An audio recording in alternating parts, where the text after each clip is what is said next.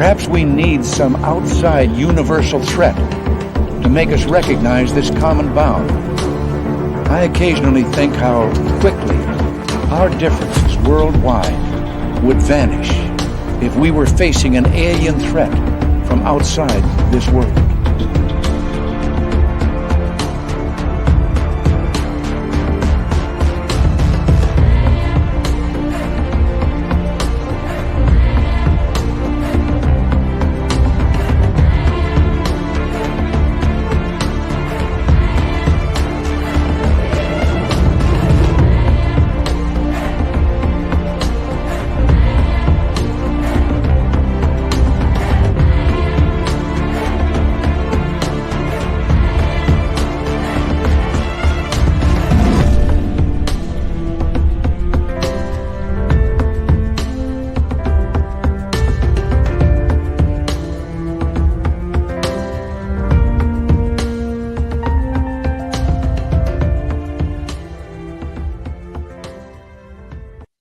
Good evening, everybody, and welcome to Spaced Out Radio tonight. My name is Dave Scott. Thank you for joining us.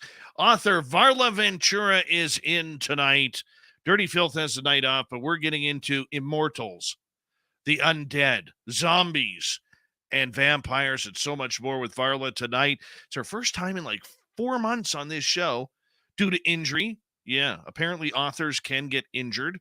I don't know how, but apparently it was one hell of a writing surgery that she had to go through. But nonetheless, thank you so much for joining us tonight. We are a little bit late here, so we're going to quickly race through the fan page here. And who's in our chat room tonight? Race fan in the gold medal position. We have Logan L taking home the silver. Roy Boy with a bronze. Hi, Penny Van. How are you? D. Cohen and Awesome Ann B. Good to see you. Dutch Hank, nice to have you back. Hey, Raz, go NASA, go Avi Loeb, go UAP Coalition, go UAPX, just go away. Love it. I'm going to post that one right there. There you go. I love that. Jen A, how are you? Nice to see you. Brown Dwarf, Les Paul Holland. Hope the strings are holding tight for you. Crystal J. Doug Shelby is here. The Doug Shelby has arrived, which means we can officially start this show. Be the Arrow. Shiro Sounds, how are you? And who else is here?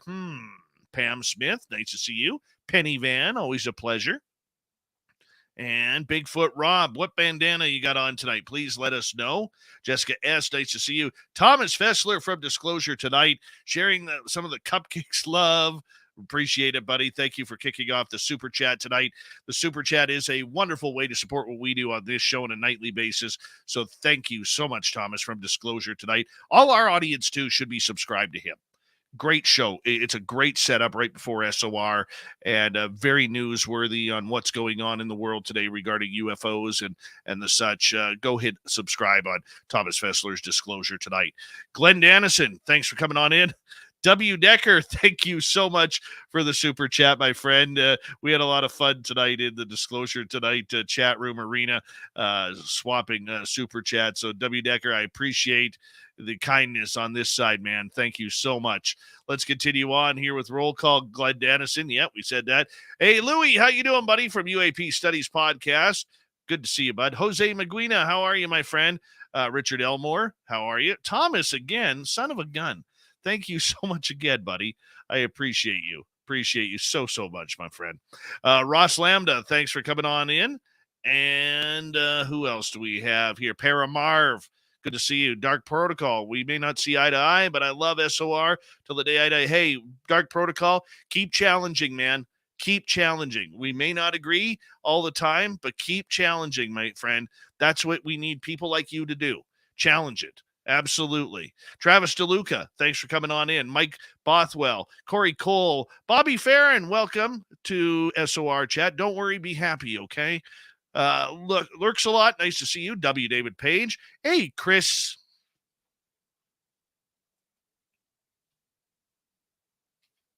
Teen, how are you? Ozzy, oi, oi to you. YJ Overlander, good to have you here. Beelzebrad, nice to have you back. Kathy Evans, how are you? Marlena, how are you tonight? And who else do we have here? Let's take a look here. I love it when this room is jam-packed like this.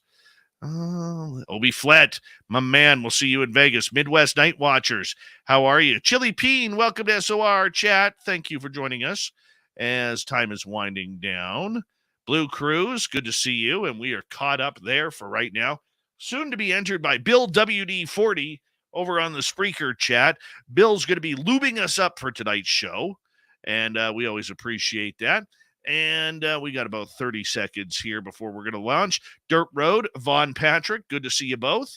And reminders, Super Chat is open. Thank you, Thomas, again for kicking that off from Disclosure tonight. And, of course, you can head to our store, buy yourself some SOR swag. Yes, indeed. I think all the prices are in Canadian dollars, too. And May 19th to 21st, Varla Ventura and many others will be in Las Vegas at the Golden Nugget for the second annual SOR fan party. We're going to have more information on that very, very soon for you to sign up and head on down with us. Horns up, everyone. Let's rock.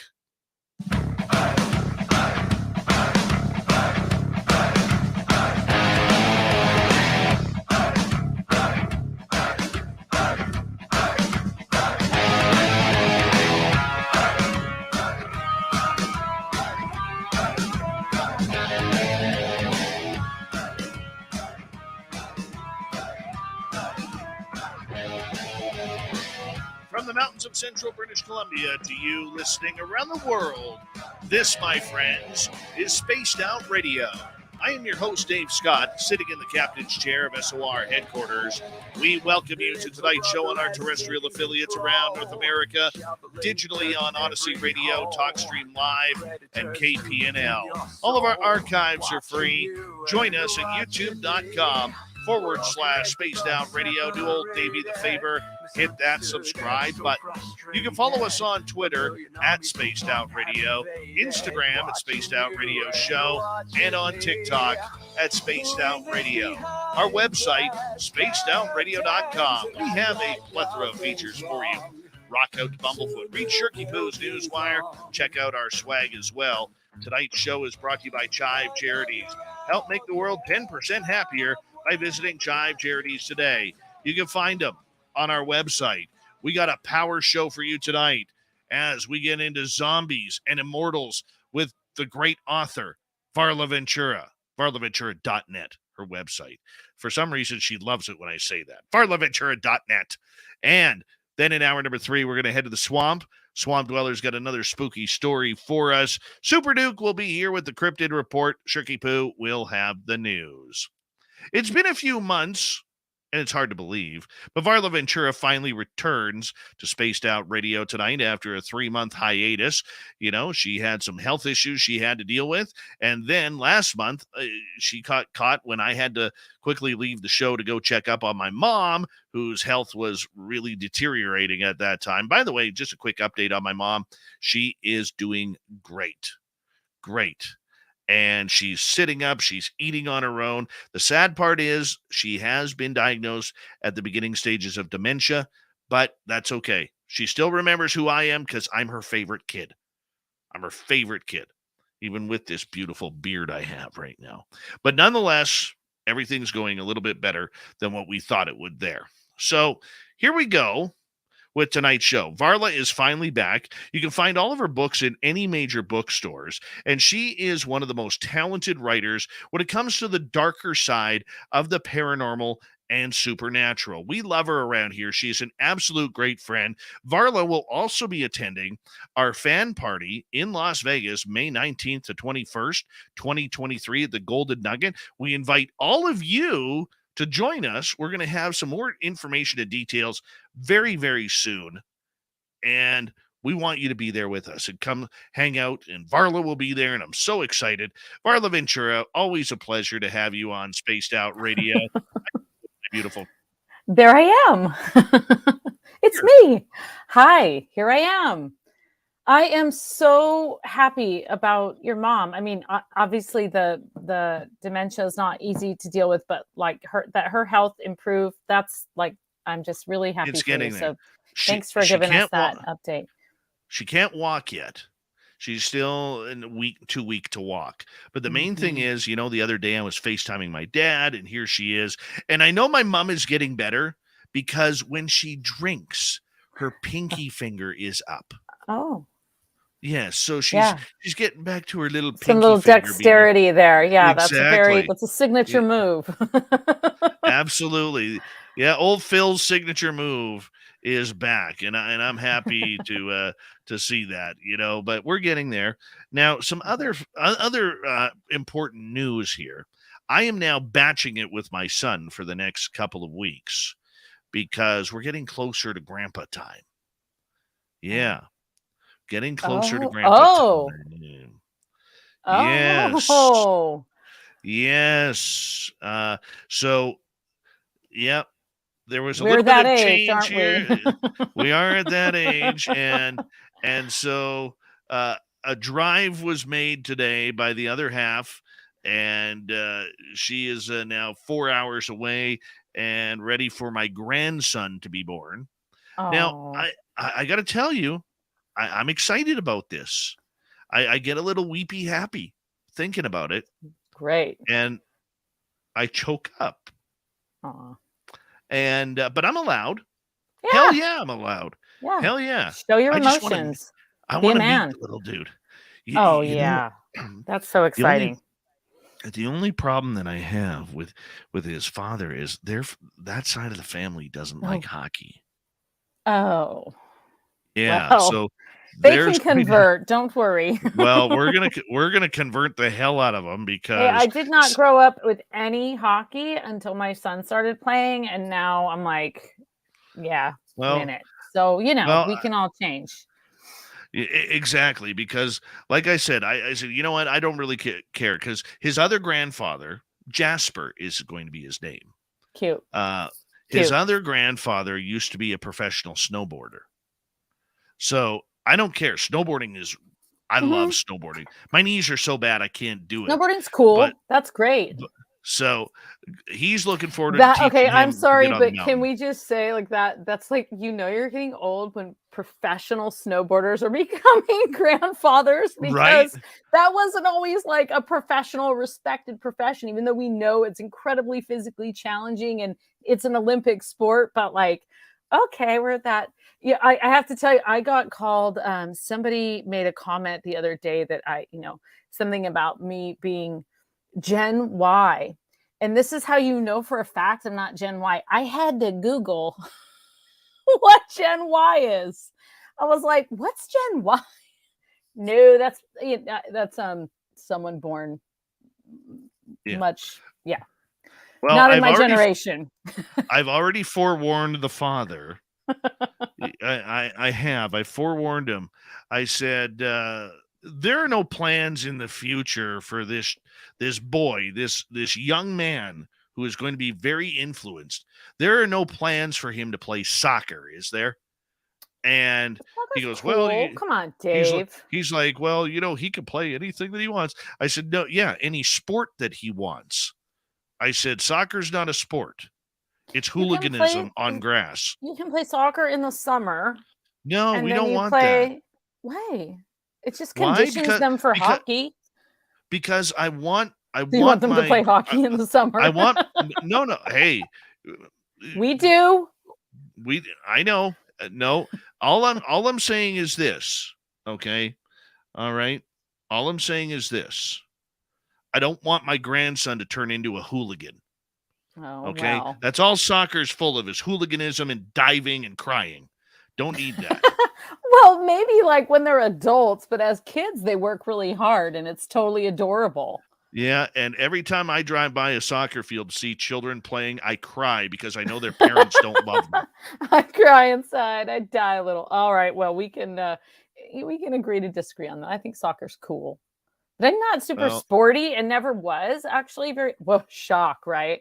But I actually never really was very sporty or enjoyed any sports. And then, I wouldn't imagine, I mean, girls play sports too, obviously, but having a son really kind of jams me into that world. Well, I get you. I get you. But I grew up in a family where if sport was religion, soccer is the Antichrist. Okay. And I don't want my son. Oh, it's my like church grandson. for me. Yeah. Yeah. So, I mean, I Okay, don't I need, understand now. yeah, just a horrible, horrible taste in my mouth, even saying that horrific word. And, with the World Cup and everything going on right now, it's Cut. even worse. It's even worse. Yeah. The best part about the World Cup is it happens every 4 years. So I got Well, three yeah, and a the half men's years World of, Cup happens every yeah. 4 years, and then the women. So it's like every 2 years. The women's World Cup is, I think, quite interesting to watch. They're not nearly as babyish Oh, I agree. Women's soccer, because I have no problem with women's obvious soccer. reasons. I really don't. I really don't have any problem with women's soccer. Those ladies work their tails off. They do. It's incredible. All right, Agreed. let's move The on here badasses. because my rant is over now. Yeah, and rant. Cut and rant. Cut. All Next right, scene. soccer's not. Let's just remember, soccer's not a sport. Next scene. Okay. All right, that's why they call it the beautiful game, because it's not a sport. Anyways, immortals. Undead. Immortals. You know what? I'm going to be honest with you, Varla. We have talked about literally everything on this show over the last couple of years that we have been doing this. And every now and again, we get this power idea to talk about something that is absolutely amazing. There are very few topics on this planet that I really get geeked up for. All right. Yes, I'm a UFO guy. Yes, I'm a cryptid guy. And, yes, I'm a paranormal guy. And I love all that stuff. Trust me, I do. But there are a few subjects, 3, to be a matter of fact. Telepathy. I would love to learn telepathy because I think we can all do it. Number 2, I believe there's time travelers here. I do.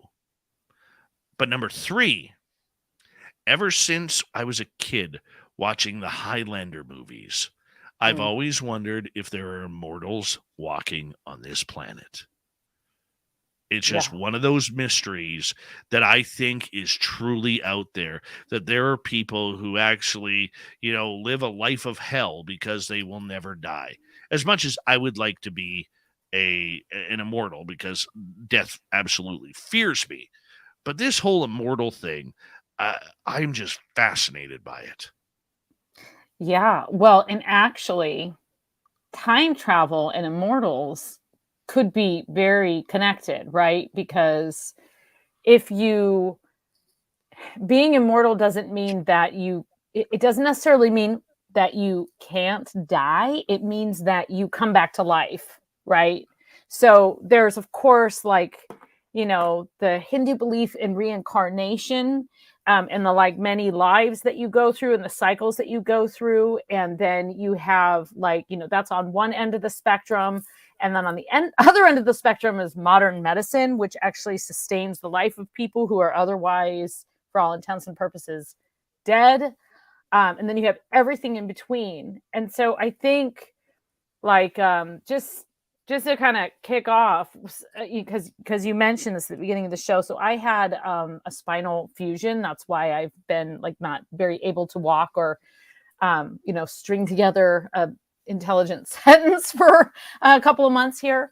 But one of the things they do, and this totally ties in, one of the things they do is they actually use, in order to get your bones to fuse around this metal and all of these rods that they stick in your spine to kind of keep your vertebrae from cracking all over the place. I had a few issues there, but one of the things that they do is they use some cadaver bone. And they use a little of that and they mix it in with your own bone. And basically this cadaver bone, helps your bone grow.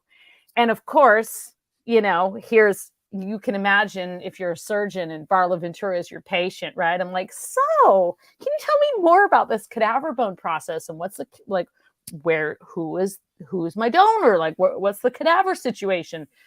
But it really amazes me because actually it's that part of people always say, oh, you had a donor and they kind of live on through you. But it actually is this kind of super sci-fi way of resurrecting the dead, because now that person's cells are growing inside of me.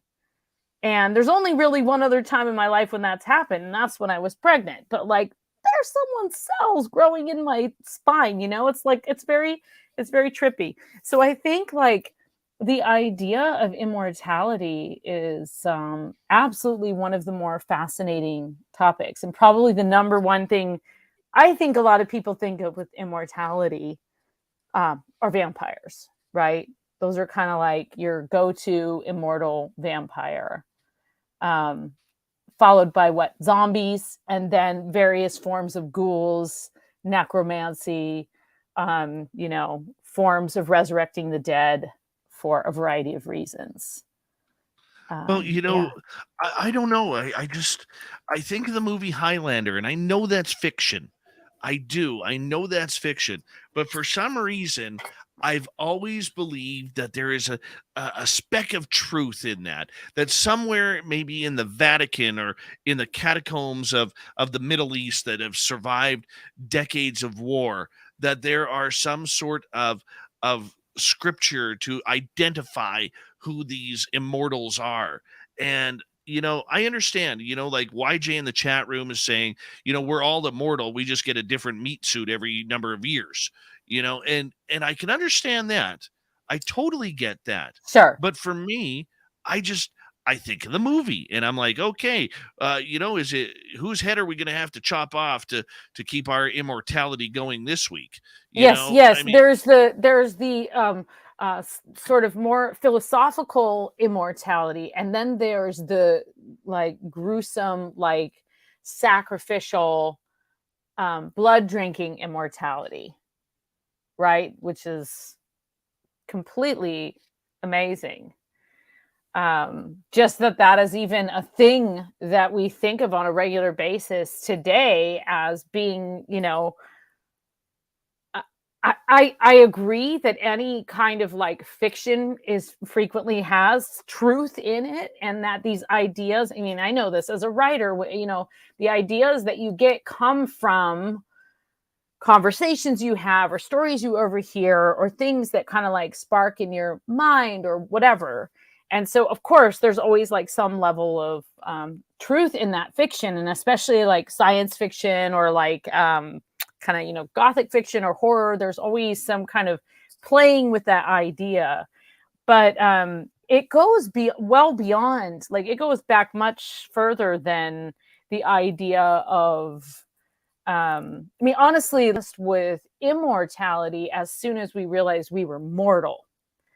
And one could argue, thank you, one could argue that on the one hand, we are forever like waging a war against mortality just by the acts that we do that we want to be remembered by, whether that's on, something that you're doing for your family, or it's something that you're doing in terms of like creating art or some kind of like great work or a movie or whatever it is. These are all things that like, in a way, right? Like, interestingly, our most famous writer when it comes to vampires, Bram Stoker, he has become immortal through his own story about someone who is immortal. And now we talk about him as if he's in the room. And so there's a level of like really like kind of meta psychology going on there that I think can also be seen and applied to like a lot of folklore, and not in by any means to dismiss the folklore, but rather to understand it and kind of really like get to the point where you accept it. And you see that in like do you know about the Dark Dew? no, fill me Dark in. Dew. Okay. So the Dark Dew is like an Irish vampire legend that basically puts all vampire legends to shame. Like, if you think that there's anything scary about Dracula, and actually Dracula is quite charming. And remember, Bram Stoker is Irish, so he's well versed in Irish folklore. He's sort of running in the same circles as Sir Arthur Conan Doyle, right? Who's like totally into like ghosts and the paranormal and kind of trying to prove the existence. He's the ghost club. They're like the first ghost, official ghost hunting society. So anyway, but the Dark Dew is basically the legend is that it was a beautiful young woman, and I believe she was from sort of kind of the southeastern part of Ireland, kind of around Waterford today, and she was just incredibly beautiful and of fairly high class. And of course, she fell in love with like a farmer boy, and they loved each other and they wanted to get married, but she could not marry him. She was, forced to basically marry this chieftain. And, the chieftain, the, equivalent of like the Irish lord of the land, the chieftain was very, very cruel. He was a cruel man. He was cruel to her. He's basically like she was trapped in an abusive relationship. And so he ends up basically killing her. And in like this, there's various versions of it. Some of them are a little softer than others, but basically he kills her. And her true love comes to her grave every night and leaves roses and is just crying, and he's so sad. Well, meanwhile, the chieftain takes another wife, and he's starting to be cruel to that wife. And the Dark Dew comes back to life. And so the fun part of it is that it's not because she wants to become her, be with her her true love. It's strictly for revenge, which is just great. What a great reason to like resurrect yourself from the grave. So she basically gets some of the dark powers of the Fae, and she resurrects herself, and she wreaks havoc on him. His life basically sends him to an early grave out of fear. But like any immortal being, she doesn't get to just climb back in her grave and go to sleep. It's not like the zombie in Hocus Pocus where he gets to just like lay there. She actually is now, because she's made that bargain to go ahead and come back to life, which was, in her mind worth it. She is now doomed to sort of like roam the earth, and she's still angry. She's angry at him. She's angry that, she had to come back to life to take revenge. And she's angry that she can't now rest. And so that she's very feared, appears as a beautiful woman in, long black hair, but actually has, blood all over her face and is just this very, very gruesome. She's one of the kind of first one of the first vampires that we see in written, and actually oral and written folklore. And there's tons of vampire mythology throughout Ireland. And even today, they are finding, they have excavated quite a few graves in Ireland that have, so people were buried in a specific way. And sometimes there was one up in Sligo where the guy kind of looked like his neck had been broken. And then he had a rock crammed in his mouth. And then there's other graves where the stones are shoved into the mouths, and then stones are laid on top.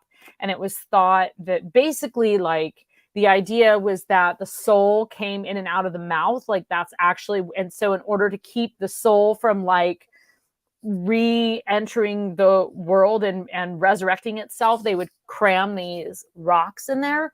And then there's also even in Italy, there's been graves excavated where there was one of a skeleton of a woman, and she had a brick crammed into her mouth. This was actually made big news several years ago because it was one goodness. of the yeah.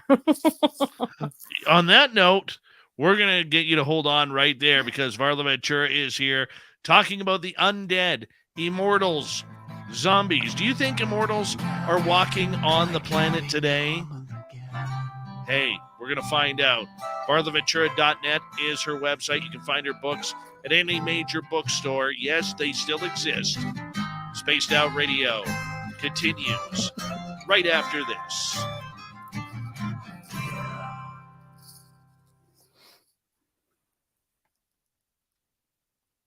just got to go check on my boy. I'll be right back. Yep, Okay. I'm gonna stretch my bionic back. Okay, I'll take you out here for a second. So. Or do you want to? No, I don't really want people to see me stretching my back. All right. There you go. You're out. Be right back.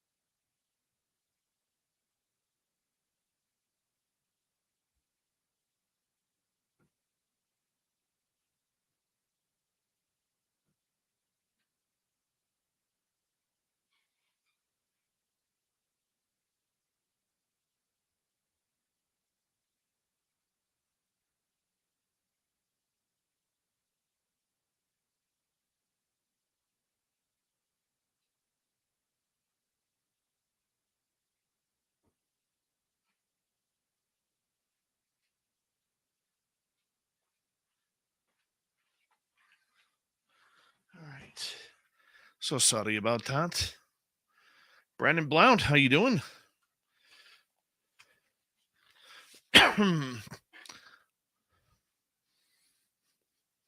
Eyes wide open. Nice to see you. Lee Lovelight, welcome to SOR Chat.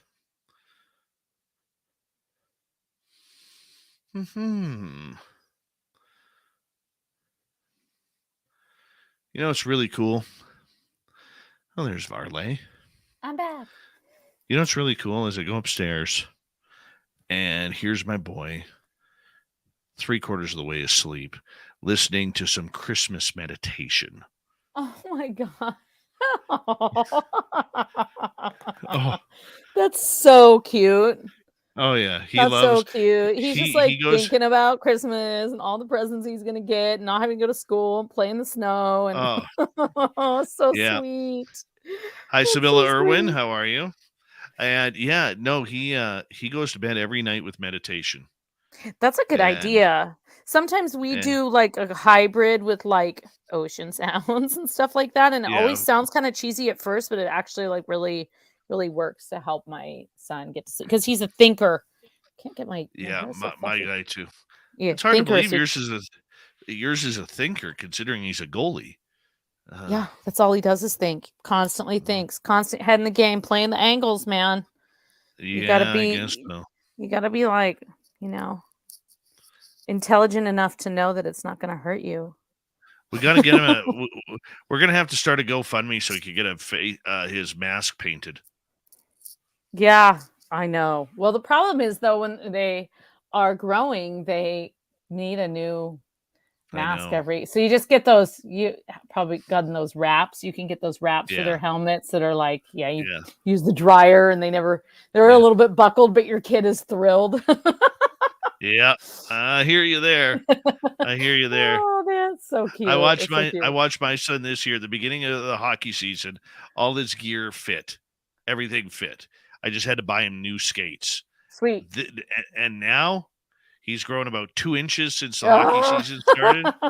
And now next year he'll need new shin pads, new elbow pads. Oh yeah, we just new went through all pants. that. Yeah. Oh yeah. And our Dude. association actually gives like the goalie gear, Yeah. like the pads and the blockers. They give those to you, and then you just basically like return them, and then you but because those are quite expensive. But once they kind of get to like, he's out of mites now or out of squirts now, he's like the next level. They don't really, Oh, I hear. Hold on your one son second. is 2 years younger than mine, right? Yeah. Hold on. Thank you to Thomas ×2, W Decker ×2, and Lori for the amazing super chats. It's a wonderful way to support what we do. Here we go. Next half hour.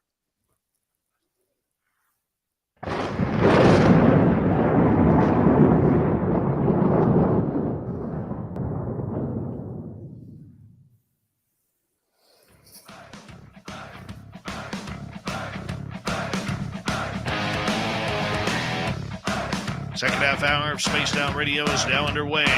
Thank you so much for joining us.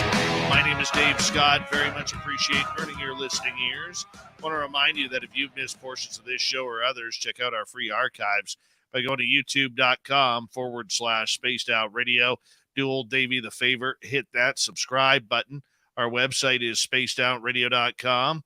We have a plethora of features for you. Rock out to Bumblefoot, read Shirky Poo's Newswire, check out our swag as well. Follow us on Twitter at Spaced Out Radio, Instagram at Spaced Out Radio Show, and on TikTok at Spaced Out Radio. Author extraordinaire Varla Ventura is here, and she loves it when she comes on, and our audience loves it when she comes on once every month for Our Cryptid World. Yes, Varla is one of the best when it comes to writing about all things cryptic and supernatural, along with paranormal as well. VarlaVentura.net.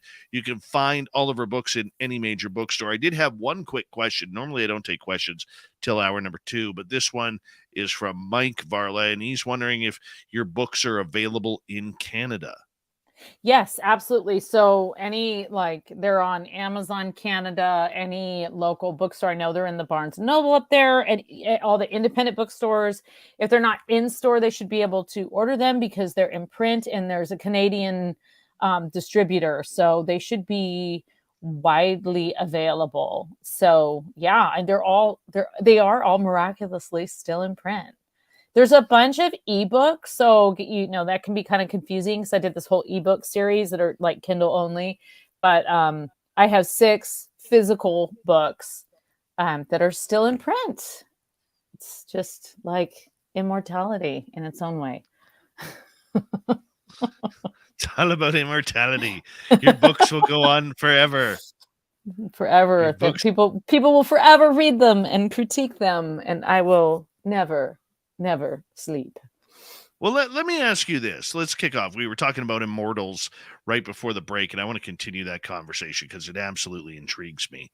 All right. Do you think that there are immortal humans walking on this planet right now? I mean, I want to say yes. I really want that to be a thing. And because I am a supernaturalist by practice, I can't rule anything out. And one thing that I have learned, writing all these different books and talking to people, being on your show and talking with your audience and just like being part of the community, I have really begun to see parallels between what once was and what is happening now, and different like words for those things and different ways of describing them. And so I feel like that applies to just about like any creature I can think of. But immortality, so it's a little different because we're talking about something that at some point was human, right? Because I guess you could be a supernatural being, but most of the immortality stories start with somebody who is a natural born human that has some kind of, cataclysmic or accidental event that creates them as this immortal being, or that at least appears as a immortal human being from the outside. And we see that with vampires. yeah, like in Highlander, there's totally like the immortals, right? And that's like the whole thing is that they when they find each other, it's actually kind of a bad thing when they find each other. Whereas with vampires, you kind of get the feeling that there's like, oh yeah, we're part of the club, but mostly we're solitary. But there's all kinds of variations on that. One of the freakiest movies. Have you ever seen Let the Right One In? Came out years ago. No. I can't remember if it was Finnish or one of the other. I can't remember. It might have been a Swedish movie, but anyway, it involved a child vampire, and it was told in this way that was based on an old folk tale about these children, and it totally reminded me of Black-Eyed Children. Like these children that show up and they're on the edge of the woods or whatever, and they look just like regular children, and you feel bad for them until you get like a really solid look at them, and then they have something like slightly off about them. So the children might look like really raggedy and have these strange canines, or like in the case of the Black-Eyed Children, their eyes are black and totally creepy. So there's actually quite a few like kind of creepy immortal child things in folklore, which is like kind of goes in that category of like dolls or something. It's just like kind of that it's like dolls, clowns, and like children who come back to life. Those are all like particularly horrifying things. But Oh, I no mean, kidding. they're No really kidding. yeah, it's like there's terror, and then there's like a terror like you'll never know. And the idea that you can bury somebody or use a ritual or necromancy or magic to resurrect someone and bring them back to life. We tend to think of zombies as being explicitly adults, but that's not always the case, at least not in like folklore and literature. So yeah, I mean, in theory, like Pet Cemetery, right? Anything could be brought back to life, and that makes it particularly strange, because I think we just I guess we think that there's a certain level of impossibility, but all magic actually is very grounded in reality. And anyone who's ever had something kind of coincidental happen, like two things at the same time, there's just times when like there's a lot of synchronicity. They can attest that you mentioned telepathy and people being able to learn telepathy. And it's absolutely like all of those psychic abilities are learned abilities. But those kind of like supernatural things, I guess my point just being like, it's not as far of a leap as one might think. There's a lot of very disturbing creatures out there. Now, I think in terms of immortality, I tend to think more in the like sort of creatures of the night, things that are sort of roaming the forests and the city streets looking for their next victim, like that kind of more supernatural creature. But again, the origins or the appearance is generally human, and the origins are usually a human being, such as the Derek Do, who has a reason to come back to life, right? She had a very good reason. It was revenge. I mean, I would totally come back to life for revenge. I'm honestly not a harm none person. Well, when it comes to just so you know, okay, in Vegas, just remember that. Okay, yes, Varla Ventura now not appearing at our Vegas party. No, officially, No, I'm teasing. Missing in action. I'm teasing there, and I do want to ask you though. Bring your own Lancet. No, I'm sorry. with immortals and immortality, as I try to steer the ship back on course here, do you look at immortality on a human level being more biblical than it is human? No, not necessarily, but there's certainly the original maybe not the original zombie story, because the original zombie story is based in an African religion, but the you know, Jesus's resurrection, like, I'm sorry, that is a zombie story. Either that or it's a story of someone who had a really, really intense disease and everybody thought he was dead and then he came back to life. Regardless, you know, that's the most common zombie story told today. It's told religiously. I mean, it really is, right? So, and the idea is basically that he came back to life after whatever, 3 days or however long it was. Sorry, I don't know my Bible that well because I'm a heathen. But you know, there's there's absolutely the idea that a person can come back to life, and then by coming back to life, he didn't just come back to life as his regular person, right? It was like now he was this exalted being.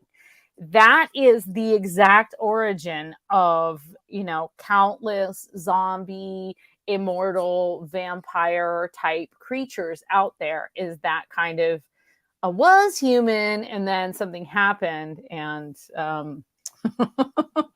and then, you know, now I'm a zombie. But then we can also talk about zombies a little bit, because they are really the original immortals, and they're pretty interesting. Are they? Are they Yeah. really? Yeah.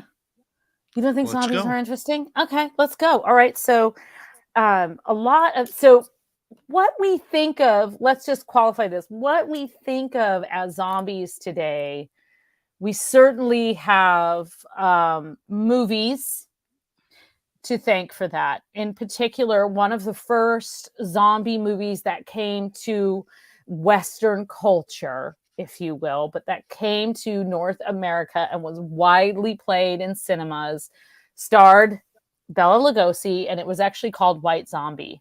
That's where the band got their name. And it was set in Haiti. And of course, there's countless issues with this movie. Certainly the representation of the kind of voodoo priest and all that is just very like kind of extreme and stereotypical. But as we've talked about before, especially we've talked about this in terms of werewolves and the kind of people who were traveling around and recording what they were seeing, with a lot of these supernatural creatures, with werewolves, with vampires, with witches, with folklore, with zombies.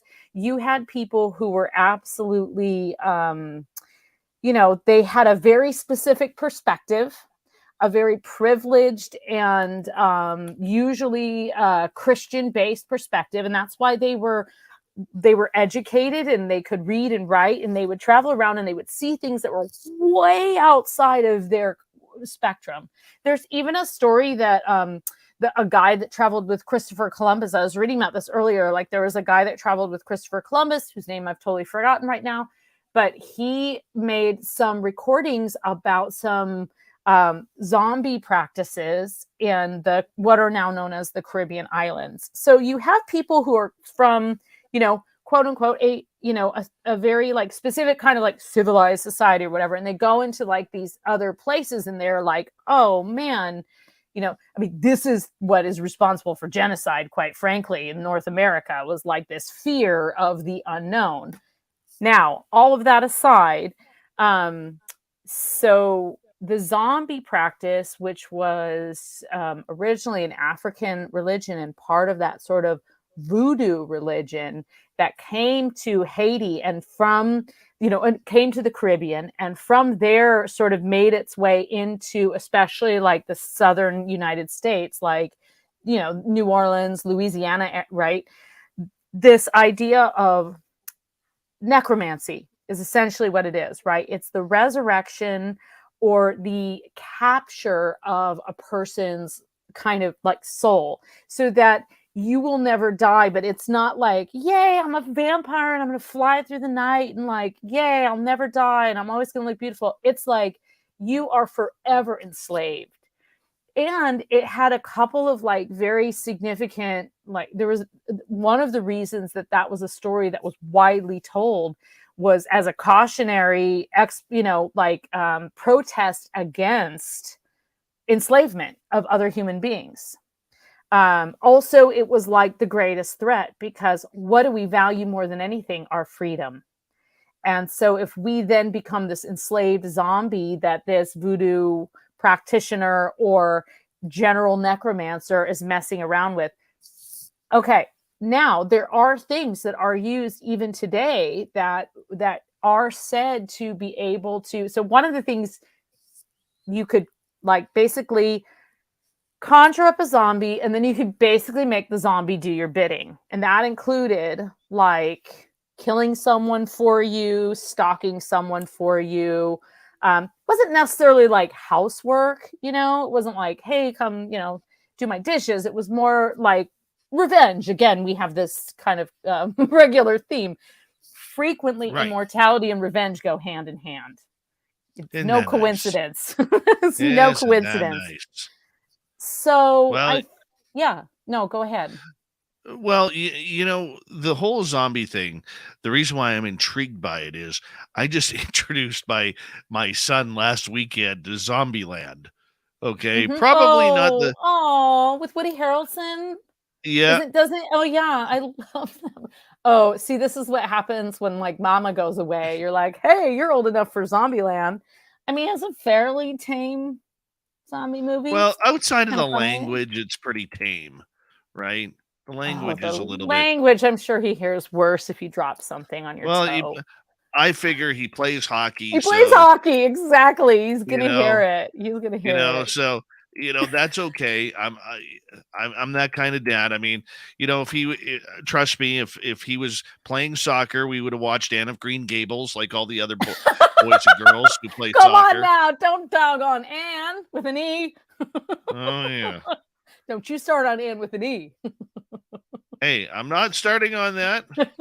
All I'm saying is, So anyways, getting back to it. So anyways, I introduced him to zombies, and sometimes is that when you look at the movies, the zombies are all bloody and gory and hungry for human flesh. Is that just the mainstream zombie, or is that something different from what a real zombie would be like? So, I mean, there's definitely extremely gruesome depictions of zombies, even in painting and early folklore, especially when you're talking about the Haitian kind of the use of, I mean, that's really where the word zombie comes from. And it's because the people were dead, right? Or severely wounded, right? So you didn't just, and also people who the people who were vulnerable to be zombies were not little grandma's grave that everybody went to and laid flowers on. It was some member of society that was either forgotten or sort of looked down upon, and therefore was vulnerable to these practices. Now, clearly, we know a lot more about medicine today, and human anatomy and diseases. And we also know that there were tons and tons and tons of premature burials back in the day. And so that idea that you could resurrect someone also has its roots in, a shallow grave where someone literally could sit up, but they may be extremely diseased and very easy to command. Add to that the believable and supernatural phenomenon of ritual magic, which has a lot of power. It has a lot of power. Again, I will cite the Bible, right? Like ritual magic, going to church and everybody praying together is ritual magic. Don't tell them I told you that. But it is, right? It totally is a form of like-minded thought and ritual. And so if that can resurrect someone and actually, cause healing and spontaneous speaking in tongues and all of those things, there's absolutely no reason to discount that the use of ritual magic, even if it's not for a quote a good purpose. Like, there's no rule that says that magic has to be for the good. Like, you'd like to think that most people aren't out there trying to like curse one another, but there's unscrupulous folks out there. I mean, you got Wall Street to contend with, so there's obviously like plenty of cursing and such going on. I'm not going to speak to what I know about cursing personally, but you'll just have to take my word for it. Okay, varlaventura.net is Varla's website. If you want to find any of her books, we got about 4 minutes left before we need to go to break here at the top of the hour. Varla, when we look at zombies, coming back to life, are they soulless? Like, who's controlling them? How do they know? The practitioner is controlling them. Okay, but so like what we think of as kind of the more modern zombies, like a lot of that comes into like the whole idea of the zombification of the brain through a disease where they are actually sort of alive, but like roaming the earth. And actually, we've seen some pretty creepy things in nature to indicate that that could happen, such as zombie ants that basically like, they can kind of lay their eggs in their, in their prey, and then they sort of like hatch out of that. And there's stuff that's like, there's plants that can resurrect after, 300 years. They can spring back to life with just a little water, like actual, plants from 300 years ago or more, from like a completely different, a completely different time. So there's actually a lot of like scientific evidence to suggest that immortality does exist. I mean, they've found trees and mushrooms that are actually, there've been studies that some of the mushrooms are much older than people think. And there's like this whole mile wide, interwoven talking fungi thing going on that is just, has its own weird, following. But I guess there's just a lot of scientific evidence to show that immortality can exist, and that people can, or that creatures can prey upon one another.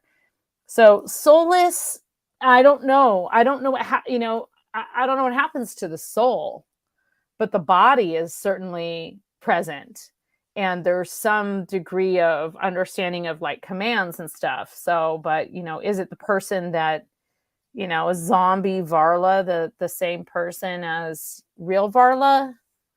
Only time will tell. I don't want to see zombie Varla. That just trips me out a little bit. But here's the thing: would I even know? Like, would I know if I was resurrected from the dead?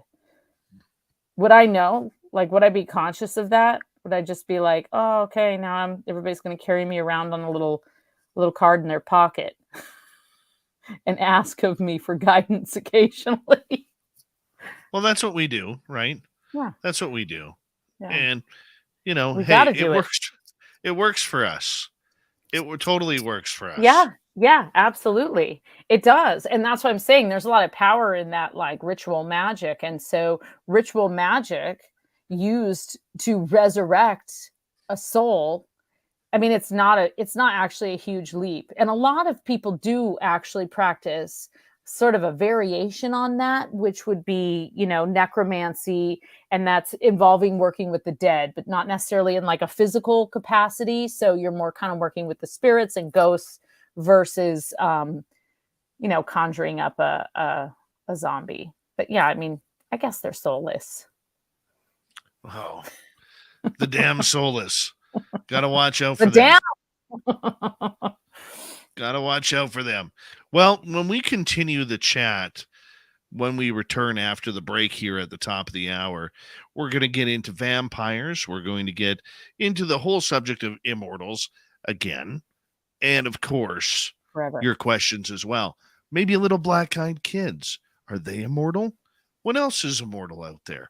We'll find out as we talk about the undead with our guest tonight, Varla Ventura. She is a renowned author, published. Yeah, I know. I struggled with I'm renown on there. something. Yes, you are. Yeah, you are. She's dangerous, people.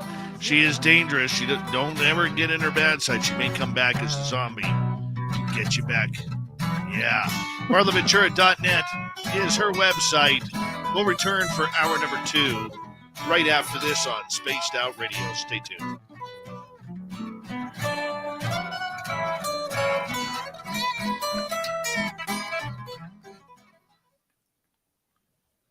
All right, we are clear.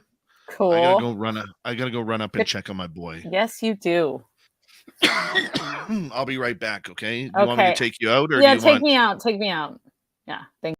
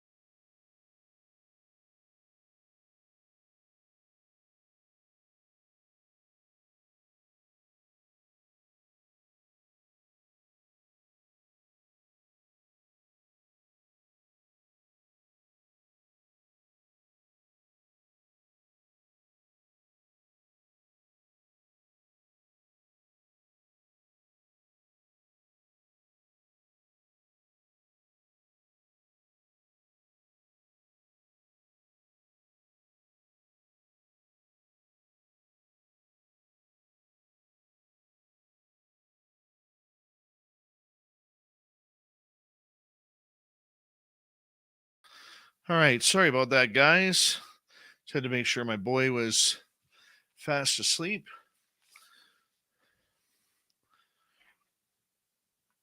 There's Varla Ventura.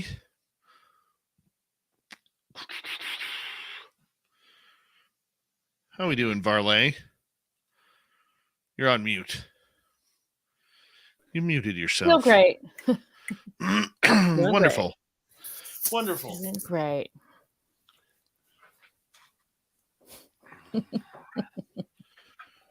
All right. Hi, Pine Island. How you doing, man? Good to have you here. Who else has showed up here? 737. Good to see you. And Polar Eclipse. No, I didn't have to pinch a loaf. My son and I are home alone for a couple of weeks here, so I have to make sure, like during the breaks, first couple breaks, I got to go upstairs and just check on him and see how he's doing. And he's fast asleep, so. I do that too, Dave. Yeah, it's one of those parenting things you need to do. Like, and look, wait, if I just, let's see, if I moved this up a little bit, my ledge in my basement would match your ledge. Look at that. See? Nice. Lined up, but it's down a little low. Nice. Robert Lamoth, how you doing, buddy? Good to have you here. And anybody else? Susie B, nice to see you. And we're all caught up. Hey, TMI, how you doing, buddy? All right, big thank you to Pam, Lori, W. Decker ×2, Thomas ×2, for the super chats. Very much appreciate it. Here comes the second hour, everyone.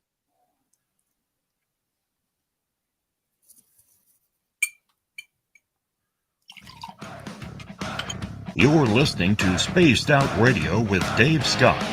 Follow Dave on Twitter @Spaced Out Radio and on Facebook, Spaced Out Radio Show. Hour number 2 of Spaced Out Radio is now underway. Good to have you with us. My name is Dave Scott. Very much appreciate earning your listening ears wherever you are on this beautiful planet we call Earth. Hello to everyone listening in on our terrestrial affiliates around North America, digitally on Odyssey Radio, TalkStream Live, and KPNL. All of our archives are free. Join us at youtube.com/Spaced Out Radio.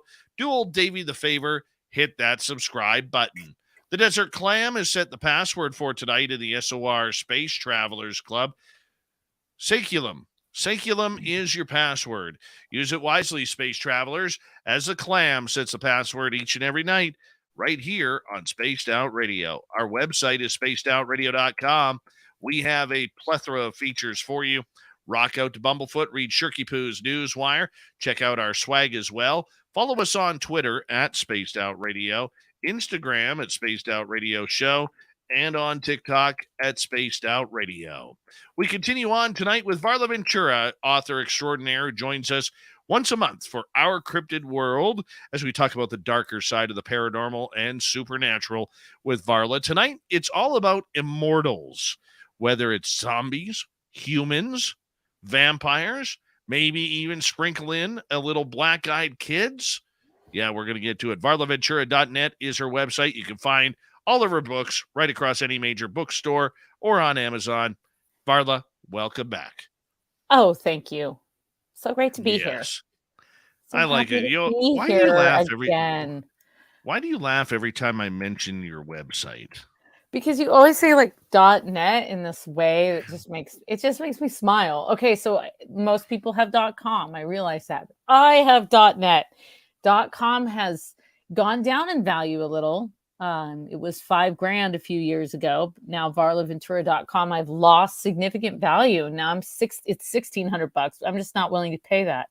So I'm VarlaVentura.net. There you go. There you go. I take it as a compliment. All right. Before we get to some audience questions here, let's talk about black-eyed kids. Oh, okay. All right. These are creepy. So creepy. Children, usually around between the ages of 8 and 18. they always want to come into your house. They always want to use your phone. They always want to go into your office or someplace private. Your For people who may car. not have heard of them, tell us about black-eyed kids.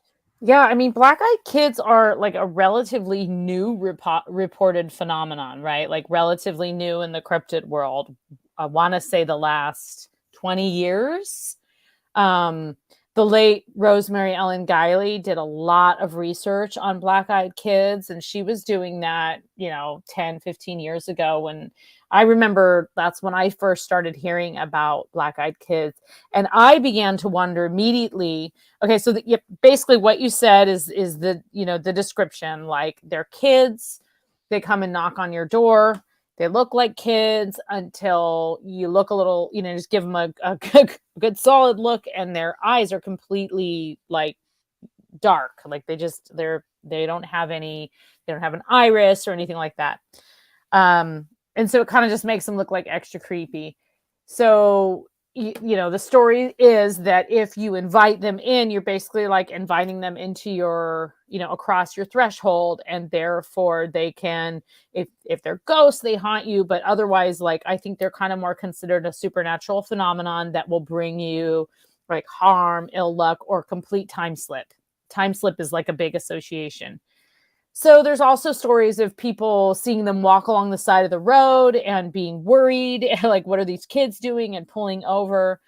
And there are a few stories in early folklore, and I kind of got into this when I was researching changelings, which are babies that have been swapped at birth with something from the other world, the fairy world. And so your human baby's taken away, and this fairy baby is raised by humans in exchange. And I started to wonder if that had a connection to black-eyed kids, as if, like, if you're a fairy living in the human world, you're just going to kind of like grow and be this crazy, like, creature that it seems a little off, but mostly seems to fit in. But if you're a human that's been sort of trapped in that other world, particularly as a child, would you then be able to kind of like slip in and out of like time portals and stuff and like totally freak people out? So I don't know. There's a lot of theories about what black-eyed kids are. I see a lot of connections in folklore, but that's I kind of can't help but do that. So that's kind of what black-eyed kids are. And then, what do they have to do with immortality is kind of another story, because if they really are once upon a time humans that are cursed, I think a lot of people think they may be shapeshifters, and that I could totally see that they're shapeshifters appearing in a form that is something that we would be sympathetic toward. If there's some kind of off-planet shapeshifter, that's another strong theory. And they're appearing, trying to get into our households, because it's always like knocking on the door, trying to get into your house in some way. There's lots and lots and lots of stories and folklore going back, 1,000 years or more, about not inviting these creatures across the, you're into across the threshold, right, into your home.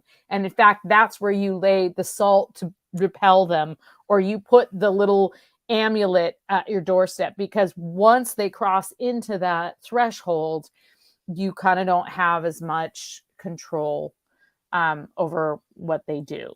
So. Yeah, very, very understanding with that. I mean, have you ever seen one yourself, or No. know of anybody who's seen them? Just sort of peripherally, like people calling in, like when I've been on Coast to Coast or something, and someone calling in and describing that in conversation. In fact, I was on there one time with Rosemary Ellen Guiley, who was like kind of the authority on that. But then I was like chiming in with like my changeling theory. And somebody called in and kind of talked about that. And then we connected offline and kind of developed a, weirdo friendship or whatever. So, but not myself, I've never seen one, and I don't know how I would react, because there's this huge part of you is like, what would you do? Like, there's this, I'm a mom. I'm just like, what's wrong with these poor kids? And then you probably invite them in before it's too late. And then, I don't know, then what? You're sucked into a vortex forever and your own children are left to fend for themselves. I mean, that's worst case scenario. Yeah. My good friend, Jake Rice, he's a paranormal investigator just outside of Seattle. And he actually had his gate buzzed in the middle of the day. And he lives on a rural road. He's got 5 dogs, and his dogs were barking feverishly at his fence. And he walked over there, saw a young man there, young teenager in a hoodie. And the guy's like, "Can I borrow your phone?" And he's like, "Well, what are you doing around here?" He goes, I need to get a ride. Can I borrow your phone?" And long story short, Jake said, "Well, what's the number? I will call the number for you." And the kid wouldn't give up the number. And then all of a sudden, the kid just kind of walked. As Jake said, the kid just kind of looked like he walked away. Well, when he went and checked the security cameras on his driveway, he could see the dog barking, could see him there, that he's talking to someone, and there was nothing of the kid. Oh my God. Yeah, that's freaky. It's all on video. Freaky. On video. Because then that kind of, the idea of it being able to create, or them or whatever they are, like being able to kind of manifest in this like physical form, but then not actually show up on any kind of technology or anything like that. And I think, there's some of those stories of like, I picked up this hitchhiker and this creepy thing happened. And I wonder if those are like the early versions of this kind of, the black-eyed kid type stories. Yeah. I don't know how I would react to one. I mean, I've only ever heard of one story where somebody let them in and they kind of barged their way in, and the guy went limp and collapsed on the floor. Nothing was robbed from his house or anything. But what is supposed to happen if you do let the black-eyed children in? I don't entirely know what would happen like in the long run, but usually the fear and the reporting is a lapse in time and memory, which I have also come to believe that some of the very early, in particular, you see this a lot in Celtic folklore, but you see it throughout the world, where a person like falls asleep on the fairy mound or is sort of enticed by a little creature into a place, like a magical place, and it looks wonderful and you're enticed, and then you lose this sense of time.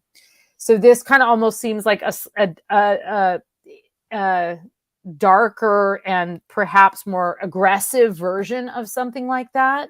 But from my understanding, people don't quite like, there's a confusion. There can be like a lack of memory, you passing out and then not knowing what time it is and not really be able to explain it. And then of course, like there's all kinds of theories, like if they are off planet, are they leaving something behind? The whole like implant theory. Very true. Yeah. Very true. All right. Let's get to some audience questions here. And let's start off with, let's go with, let's see, we already kind of asked Mike's question about the black-eyed kids being immortal, which you think they are. All right. Let's go Dark Protocol. What's Varla's thoughts, Varla being you, on Disney's portrait of the fairy world, whereas the true reality sounds like complete opposite? Well, it really is the complete opposite.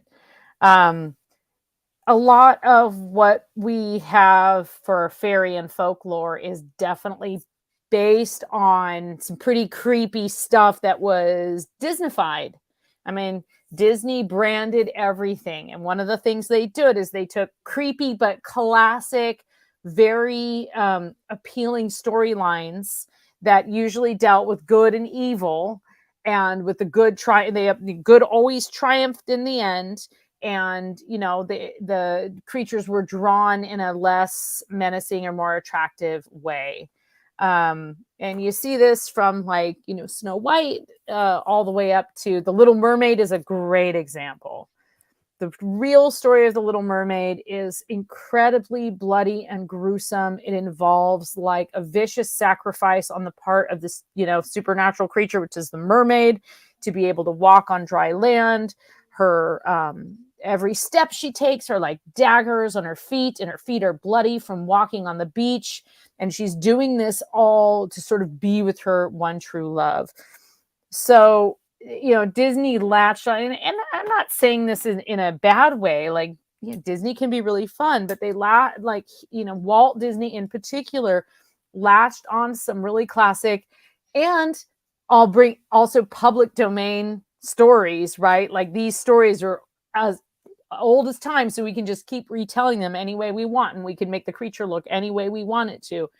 And so there's like some, branding and, great enterprise happening there, but it's definitely not the case. And whereas most fairy and folk tales most fairy tales once served as cautionary tales to keep kids from wandering into the bog and drowning, or from, burning themselves on the fire, or from falling into the ocean and being pulled out by rip currents. They became joyful things, and that's not a bad thing, because the stories are kept alive, and they're just kept alive for a different audience. But in reality, the real fairy kingdom, and a lot of what we know as like the classic fairy kingdom, is based on Irish folklore. Really, like a lot of it. Like, you can find all the origins are of all those stories. I mean, the Irish are known for being amazing storytellers, and it's because they have a long history of telling stories. In fact, the fairy folk themselves were once in battle with mortal men and went underground to hide because they were losing this war. And it was actually like the sea god who gave them this cloak of invisibility, that they can appear to some people some of the time, but not all the people all the time. So the Disney version is shiny and pretty, and try as they might, it's pretty far from the gruesome reality of many of these tales as they were originally told. One of my favorite, actually, if you want to hear some good fairy tales, there's an Irish podcast called Candlelit Tales, and they actually are storytellers that are based in Ireland. That it's a brother and sister, and you can go, if you're there, you can go and you can listen to them they do live performances. But they pivoted to a podcast during the pandemic because all their live shows were closed down, and so they retell these stories, but like they actually somehow get even creepier in the way that they tell them. But it's really a great way to understand the very complex mythology and fairy system in Ireland, is to just kind of like hear the tales kind of told in a modern way that isn't shiny. Those stories come with a disclaimer. You may not be able to sleep at night. This is not appropriate for children. No kidding. Varla Ventura is our guest tonight on Spaced Out Radio. Let's go to another question here.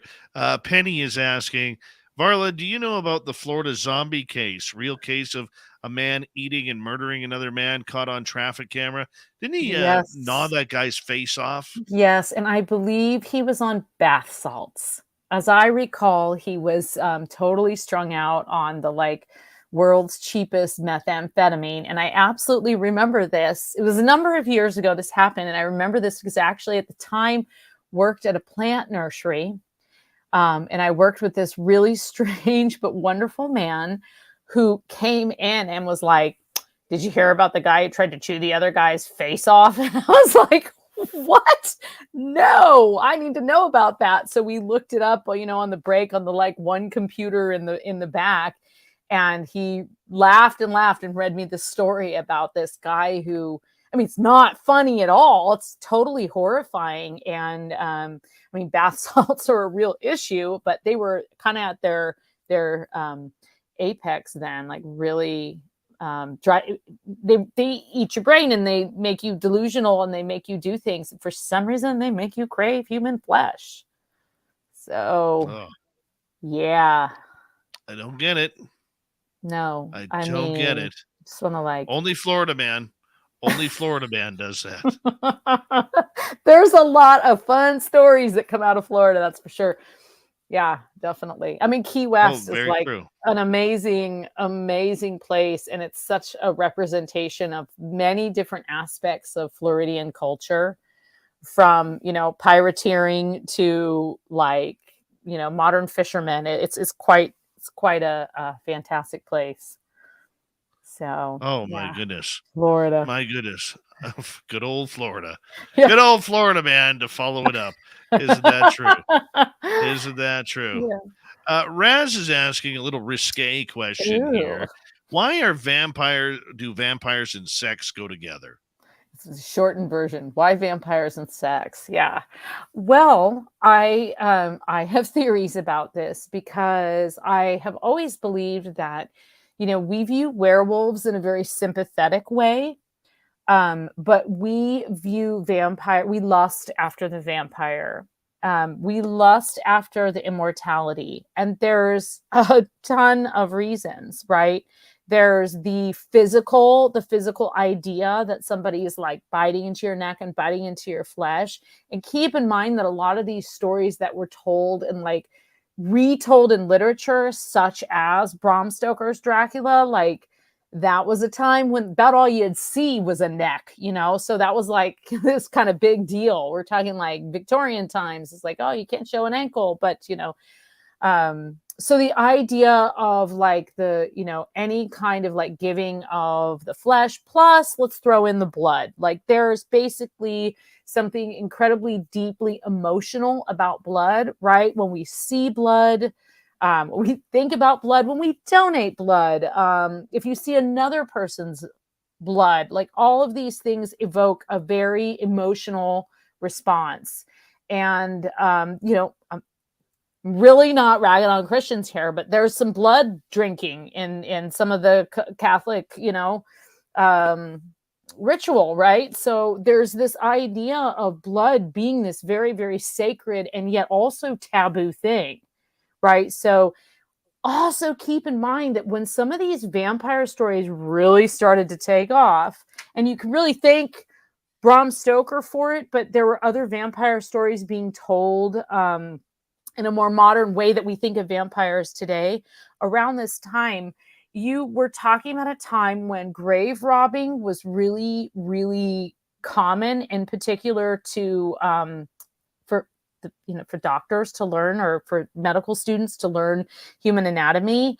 And so there's the idea that you're sort of like, you know, pulling this body out and you're draining all of its fluids, and then you're pulling it open and you're looking at all of its parts, and then you're documenting it. And that was all super underground. Like you weren't supposed to do that because it was against the church to practice a lot of this kind of like modern medicine. And so the idea of that like immortal vampire was also kind of like rolling out of that. You know, the whole idea of like the vampire, you know, like Dracula sits up in his coffin very slowly with his arms crossed across his chest in that like signature pattern. And then you had the version of Nosferatu doing the same thing. Well, people didn't know what rigor mortis was, but if you pop open like a, you know, fresh grave, which you know has got like a ruby ring in it or something, rigor mortis is set in. People were laid to rest with their arms across their chests. You pop it open and this creature comes rising out of the coffin. Now you're not going to stick around, right? You're just paid like, you know, tuppence to basically like get this body to the medical school. So you're just going to go run out of there and then, you know, you scream vampire. Oh, very true. Very true. That's not going to happen. Hey, we have 1.5 hour left with you How tonight can it there, be? Varla Ventura. It's already gone by. So You know, quickly. and yeah, I gotta look at our calendar here because next month, I don't know if you'll be appearing before or after Christmas. You're after Christmas. After Christmas. It's gonna be weird. So weird. So weird. VarlaVentura.net, her website. You get all of her books at any major bookstore. Varla Ventura's Our Cryptid World, heard monthly here on Spaced Out Radio. We continue with Varla right after this.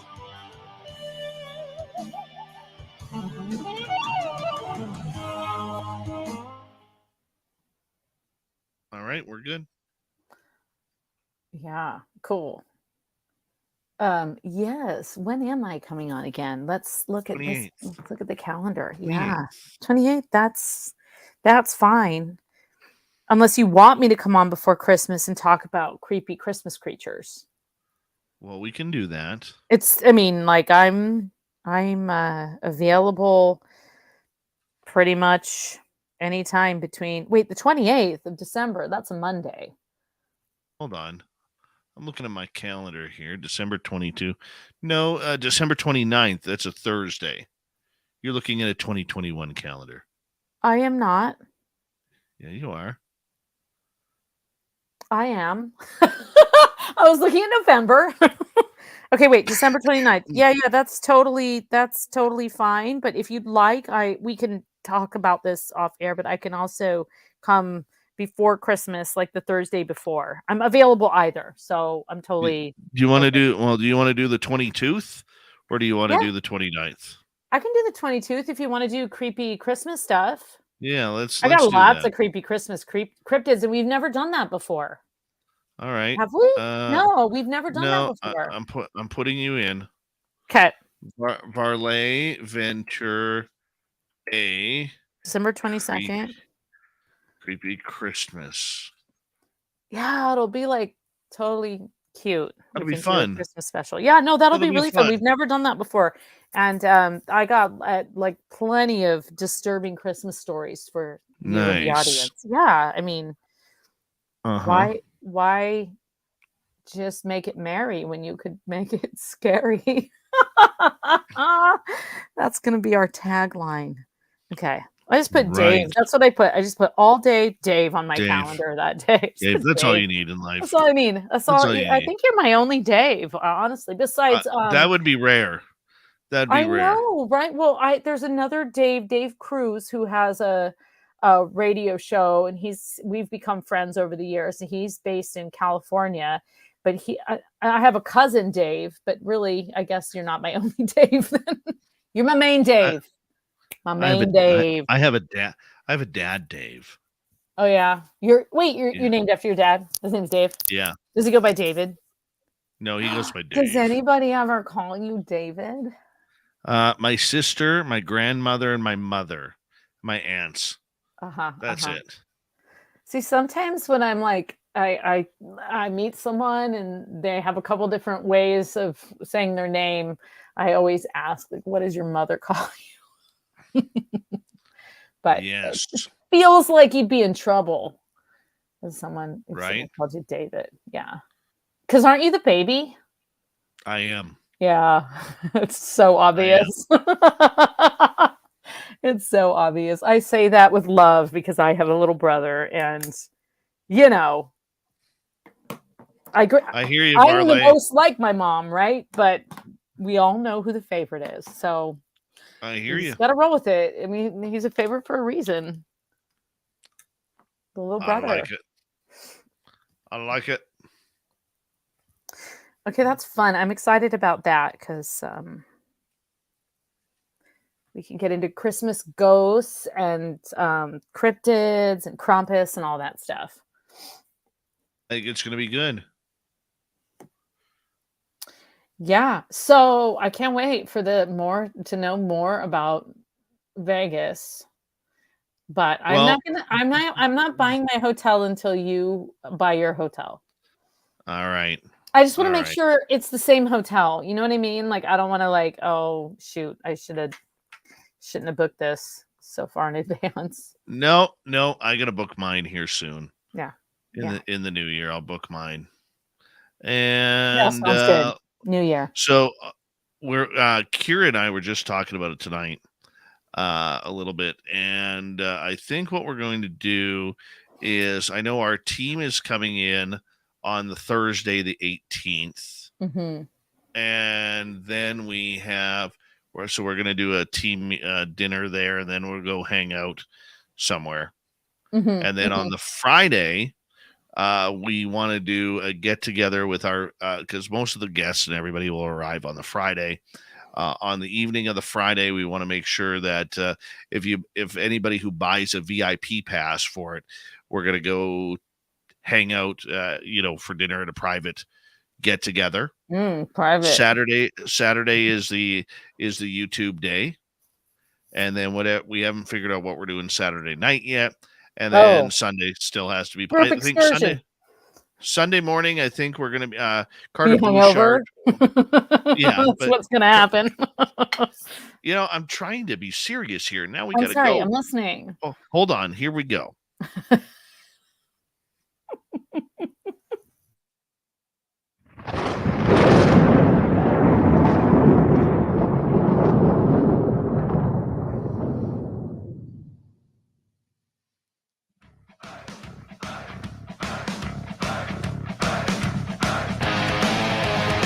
We passed the halfway point of Spaced Out Radio tonight. Good to have you with us. My name is Dave Scott. Very much appreciate earning your listening ears. I want to remind you that if you missed portions of this show or others, check out our free archives by going to youtube.com/Spaced Out Radio. Do old Davey the favor. Hit that subscribe button. Our website is spacedoutradio.com. We have a plethora of features for you. Rock out to Bumblefoot. Read Shirky Poo's Newswire. Check out our swag as well. Follow us on Twitter at Spaced Out Radio, Instagram at Spaced Out Radio Show, and on TikTok at Spaced Out Radio. Here we go. Final half hour of our cryptid world with Varla Ventura, her website, varlaventura.net, as we skim along the lines of immortality tonight. The undead is the topic du jour. And Varla's books can be found at any major bookstore. She is the queen of the dark side of the paranormal. Varla, welcome back. Thank you. I was going to say we're skirting the line between immortality and inappropriate. Oh, my. We'll see. My. Sounds like we'll see what else people ask, Sounds like a new book you're going to write. The immortal and in the inappropriate. It'll be like paranormal romance. I'll make a fortune. There you go. Untapped audience. I agree. All right, let's get right into it. I mean, we talked a little bit about black-eyed children in the last half hour. Vampires. Let's get into vampires here. Yeah. Because this is really, going back to, Bram Stoker's Dracula, which was a little bit more of a love story, as some people will say, than it was about the death and gore. But I mean, there was the real life Dracula who liked to rip the heads off his enemies and put them on stakes. So that way, when other enemies came up, they would see what he did to the previous troops that tried to take over his kingdom. I mean, oh yeah, you mean Vlad the Impaler? Vlad the Impaler. Well, good old yeah, Vladdy. Good old Vlad. Well, I think much of what we think of as vampires today, we do really have to attribute a lot to Bram Stoker, because while perhaps the story itself can be construed as a love story of sorts, it's really the backstory of Dracula and Count Dracula and who he is. And so some of the, there's been a lot of, it wasn't as much of a success during Bram Stoker's life as it was after his death. And so a lot of the questions that we have about what were his origins were never asked. He wasn't as important then as he should have been and as he is today. But you have Vlad the Impaler, and we know that, so Bram Stoker was like a student at Trinity College in Dublin, and he was like studying all these different things. And then he went on to start, like, he was writing on the side, and he was working kind of for like the Irish government, and he was very well versed in Irish folklore. And there was actually an Irish chieftain that had very similar practices. His name was like, oh God, it's like Aberach or something like that. I'm totally saying it wrong. When I go to Ireland in March, I will ask someone how to pronounce it correctly, and then I'll report back. But anyway, so that guy was basically like this super bloodthirsty chieftain. And then Vlad the Impaler was, very similar. And then, of course, you have Elizabeth Bathory, who cannot be undersold as one of the most vampiric people that has ever lived. Now, how much of what Elizabeth Bathory actually did to all of those innocent girls is still, like, it's kind of up for debate. But for anyone who doesn't know the story, Elizabeth Bathory was this countess. She was, I believe she was a Hungarian countess, and she had quite a bit of property to her name, and she was a single woman. So this will sound familiar to anyone who's familiar with the witch trials. Woman with a lot of money and a lot of property. Somehow she gets accused of being this, like, basically living vampire. But the story is that so I think it's pretty well accepted that she was abusive, and she was abusive to all of her servants, most of whom were young girls who were very poor and would come up to the castle and work for her. The far end of the story is that there was bloodletting and sometimes murder involved, and she would bathe in their blood in order to look younger and more beautiful, because she was said to be incredibly beautiful. But she was also fighting aging in a society where you're 39 and you're done. So there were a lot of cards stacked against her. Now, I say that kind of jokingly, but there were definitely some crimes that she was convicted of that were pretty horrific. I have just read some things more recently in, like, the last 10 years where, Elizabeth Bathory sympathizers, she got a bad rap, and that actually the person who led the persecution against her happened to be her cousin, who stood to inherit all of her estate.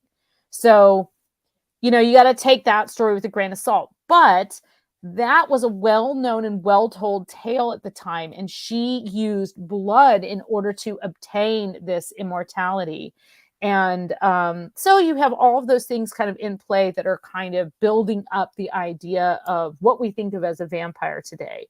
But you and I both know there are people who use vampirism as a magical practice, right? You had Father Sebastian on, I think, last year, and he is like kind of the leader of the modern living vampire community. And they dress like vampires, they make fangs, and they have vampire balls, and they, some of them, I'm sure, actually, I know some of them do bloodletting rituals and things like that, but it's all safe and consensual, of course. See disclaimer at the back of the book. But you definitely have, like, the idea of the glamour of the vampire that was really brought to life by Bram Stoker's Dracula and subsequent, like, Hollywood films from that.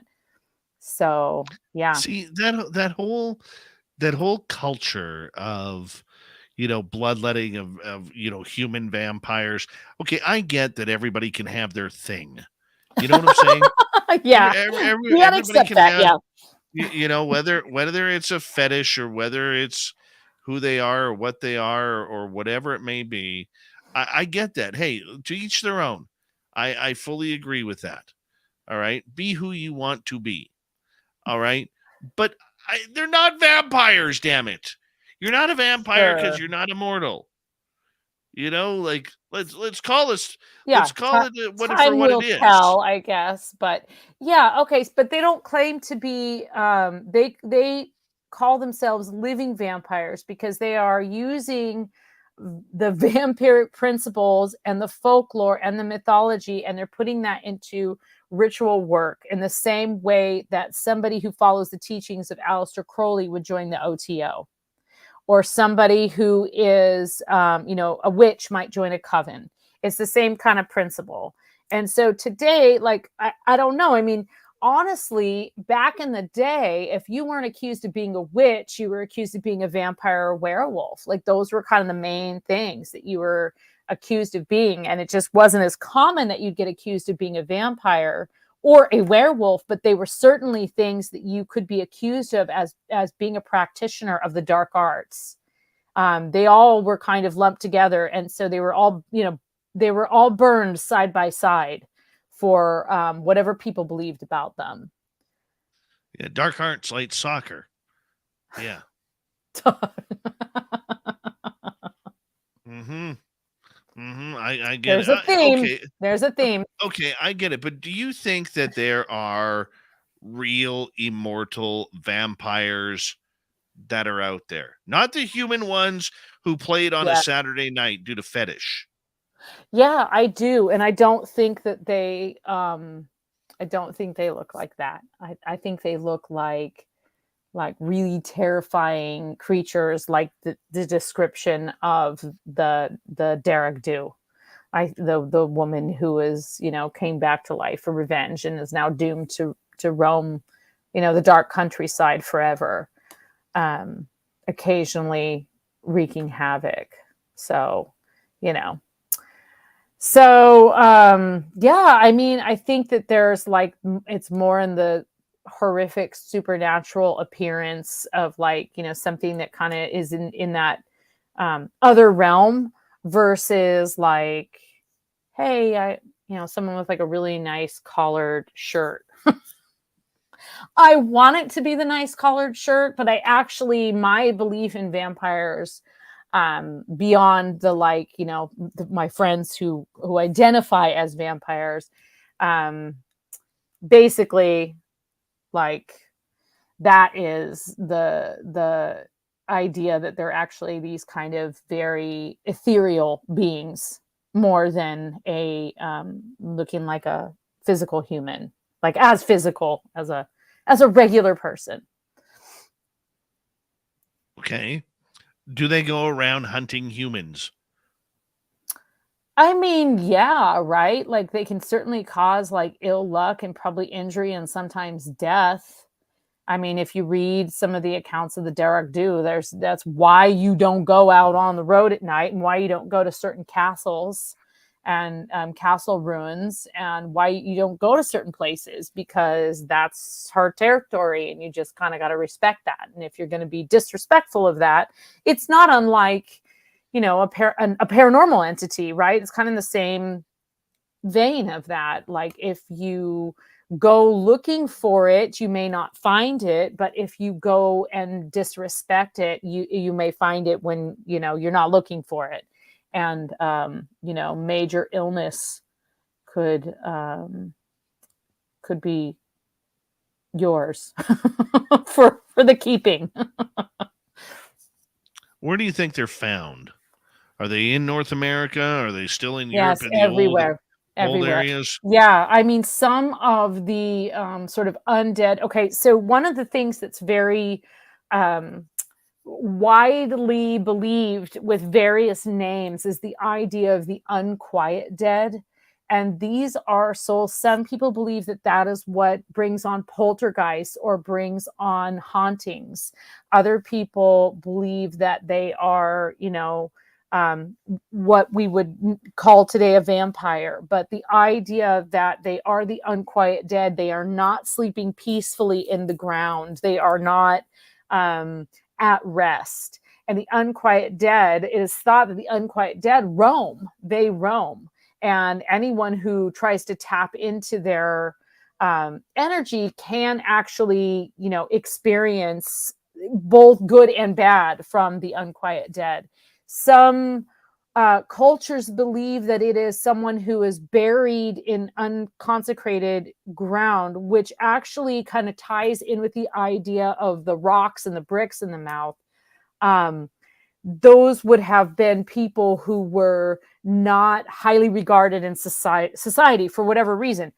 Very well may be justified. They could have done something horrific and they were punished and believed to be this supernatural being, or just in case, let's shove a stone in their mouth to be on the safe side, to make sure that this thing that is a horrific abomination of a humankind never comes back to life in any form, human or supernatural. So, that's why there were specific burials, and that's where we get the stake into the heart, the stake into the neck, the rocks in the face, the brick in the mouth, all that kind of stuff were means for different cultures to kind of control the unquiet dead from coming back. And you see variations of this, in Greek culture and Slavic. I mean, really, vampires come from a lot of the Slavic cultures, and like some of the Russian folklore in particular. There's some very dark, creepy things that are in the woods and in the rivers and, in the cemeteries where you are not supposed to be rooting around, a place that you're supposed to leave and be respectful.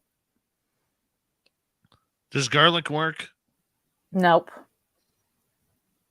I only think that garlic became popular when vampires were sort of akin to the so in Europe in particular, it was known that garlic had a lot of medicinal properties, including being like antiviral, antifungal. We know this today. It's like it's like the cure-all miracle drug, garlic.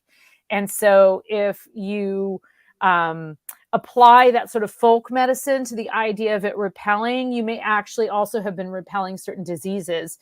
It's not unlike there's a belief that when a woman is in labor, that all the doors and all the windows should be closed and all the drawers to every cupboard should be locked.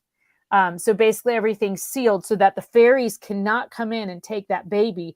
But you know what else you're doing? You're controlling the environment and you're keeping germs from being spread by doing so. So I think that's like where garlic kind of came into play as being a way to ward off the disease. Jenny has a question for you. Varla, have you heard of the Vampire of New Orleans? He hypnotizes ladies in bars and leaves them with bites, then releases them. Yeah, I have actually heard of him. And actually, I feel like if vampires are anywhere, that's the city where they are. I think that there's probably just some drugging involved in that situation, and somebody with also a lot of, people with a lot of magical prowess often are also incredibly persuasive and have a lot of charisma and can kind of operate on that level of sort of drawing someone in.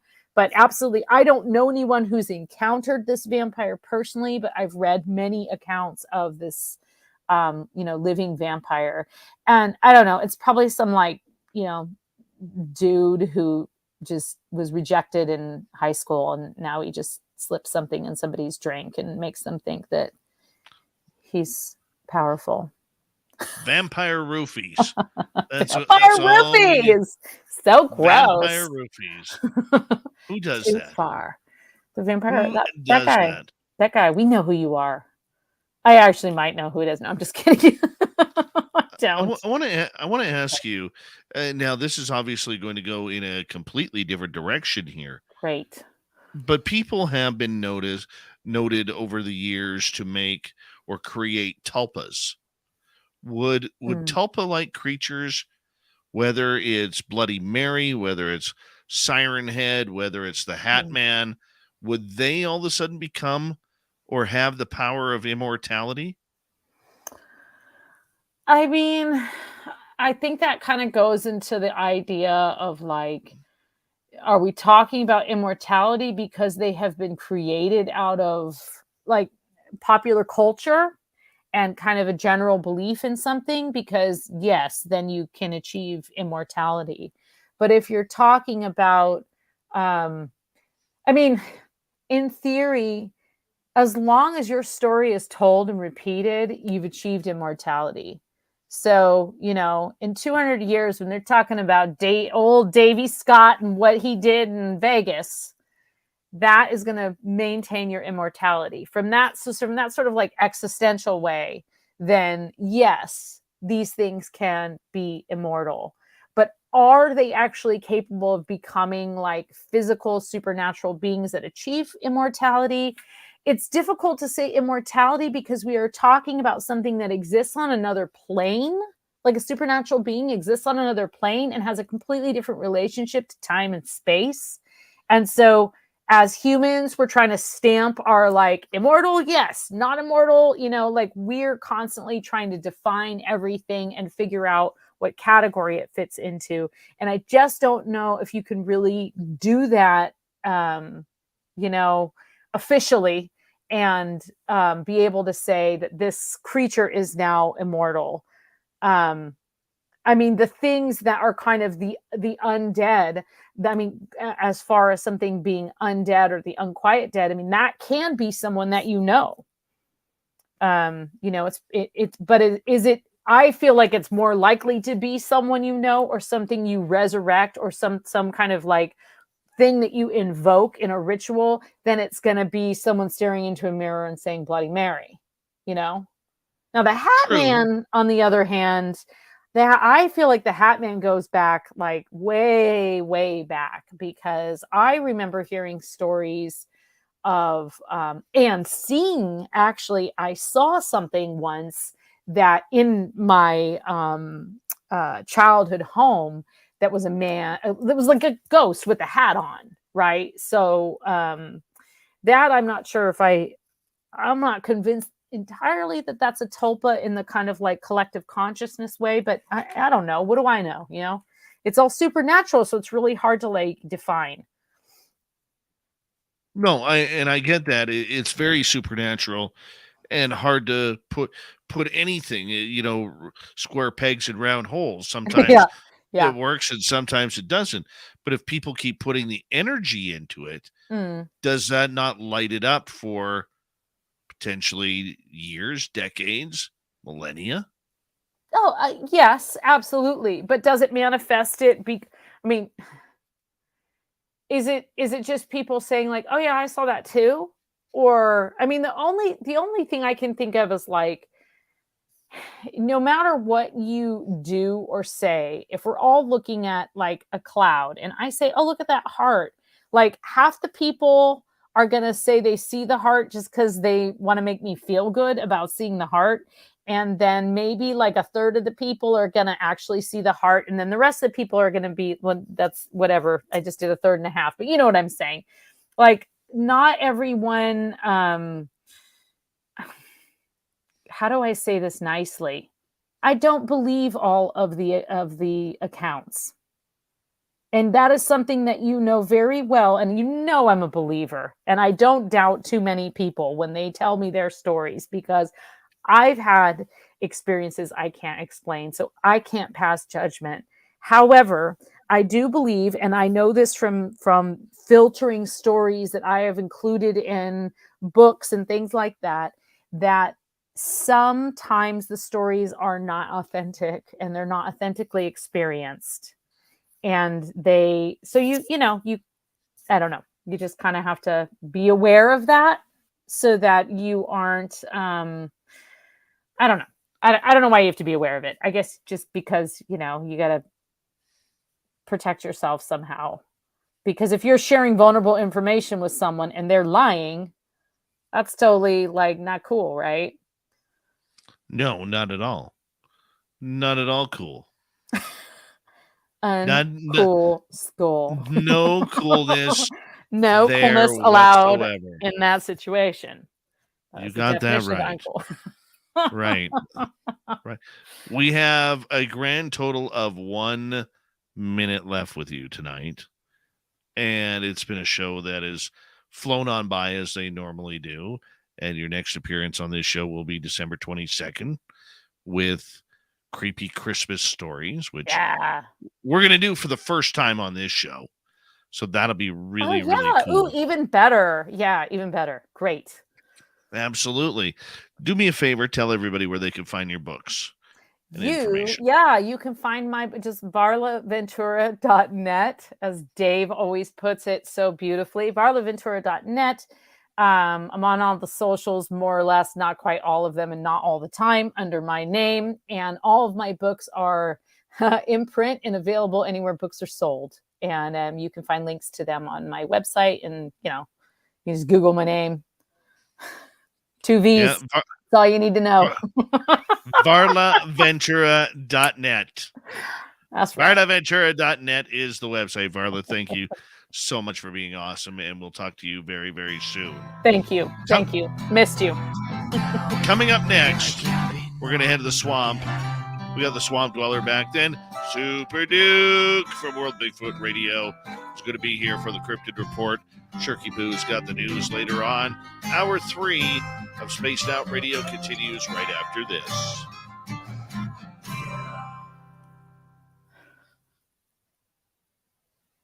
Yay, we're clear. That was so fun, Dave. Thank you. I needed anytime. that. It was good for the soul. Good for the soul. It was good and good for the soulless. And good for the soulless and the immortals.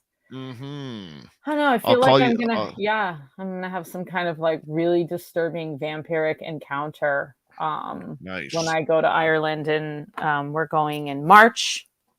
And then, I'm going to Scotland in April. So just a whirlwind of Celtic fun. Nice. Yeah. Well, I'm gonna let you go here because I do got to go check on my little guy. Yes, please do. Thanks, Dave. We'll be in touch. I'll talk soon. I'll call you soon about Vegas. Okay. Sounds great, Dave. Take care. All right. All right. Varla Ventura, night, everybody. varlaventura.net. There we go. Bye, Varla. All right, there she goes into the wild blue yonder. I'll be right back. I'm just going to go check on my little guy, everyone.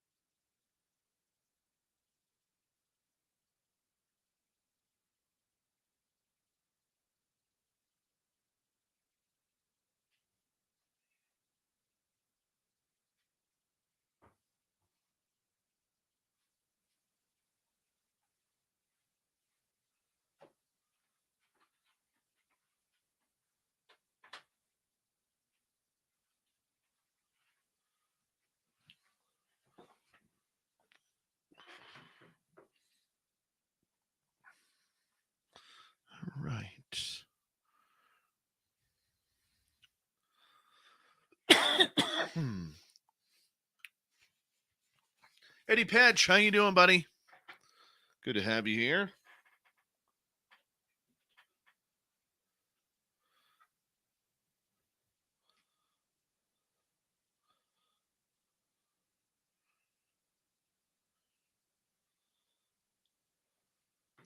All right.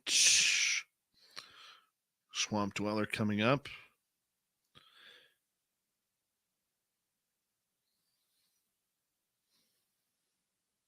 You ever get those really disgusting burps that you can taste? They're really warm when they come up.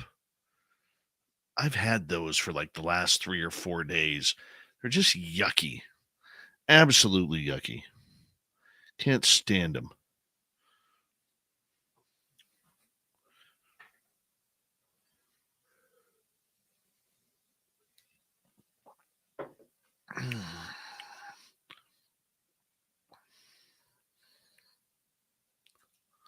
Christoph, it's good to see you here, my man.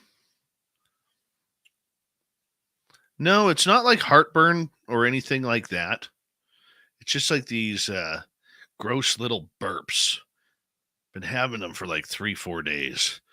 Duke's channel is called World Bigfoot Radio. I want to say a big thank you tonight to Thomas ×2, W. Decker ×2, Lori, Pam, and Surf Chair for the amazing super chats. Very much appreciate the love and support. Don't forget you can do some shopping at spacedoutradio.com. And we got the Swamp Dweller coming up here momentarily. Here we go with hour number 3.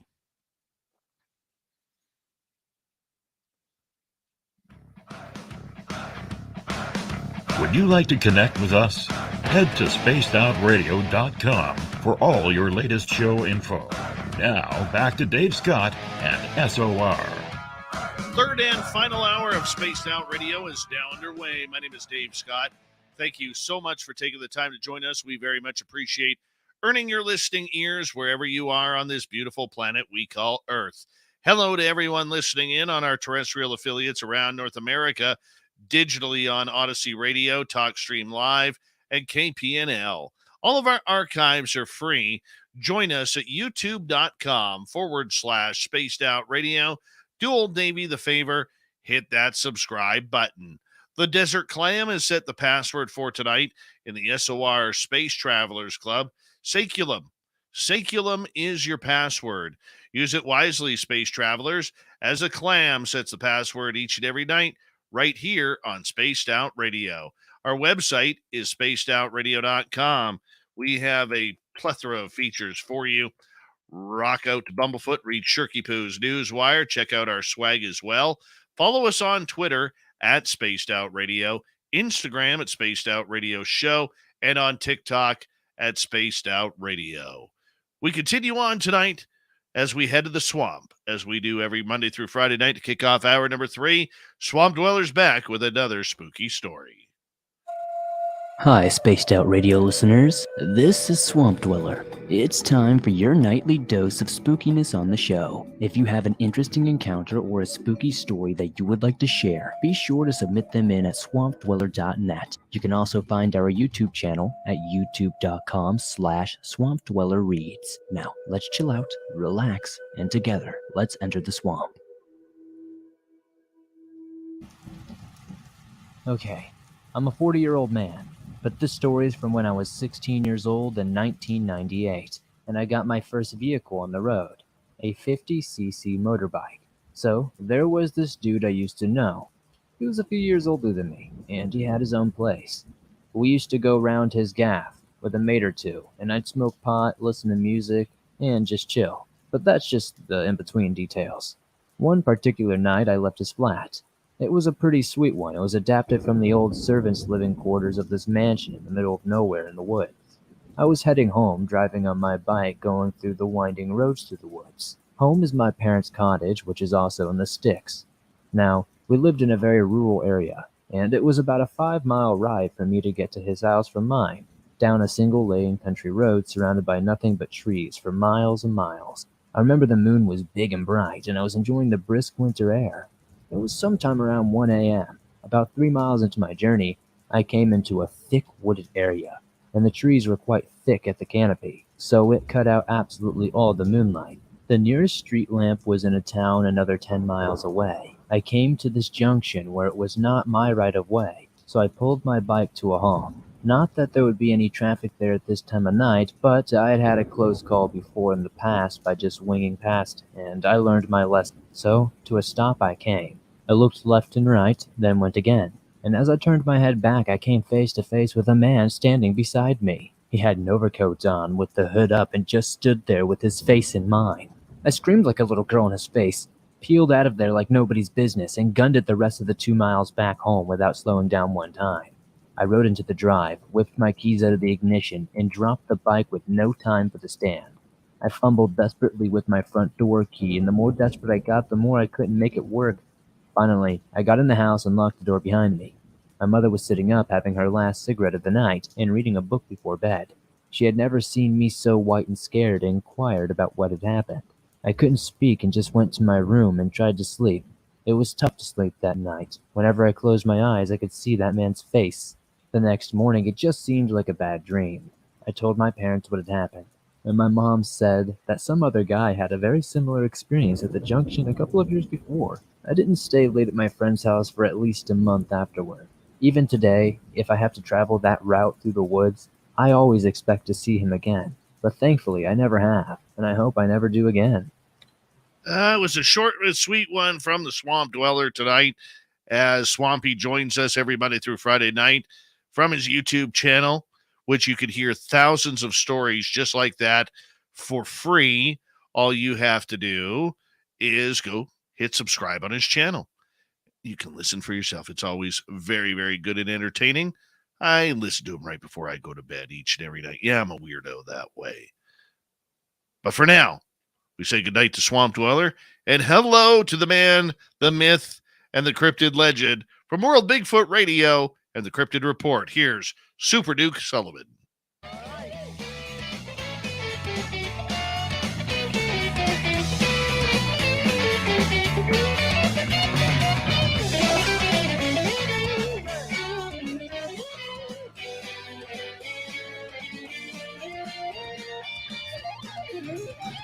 All right, the Cryptid Report comes on in. Super Duke, always bringing us some spooky story from the nether regions of the forests and jungles from around the world. How you been doing, Super Duke?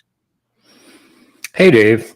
I'm exhausted. It's been a very long, it's been a very long day. I'm vetting new roomies here again to replace the defective one I got stuck with.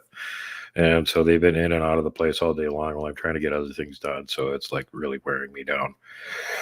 But in the process of all the other things that were going on today, I was reminded of several interesting things. And, talking about this time of the year, we're just after the big spooky Halloween and all that kind of stuff. And in February, the second week in February, so 50 years later, and I'm supposed to be some kind of knowledgeable about all these different cryptids and subvarieties, and I still don't know what the hell I saw. So much for being an expert.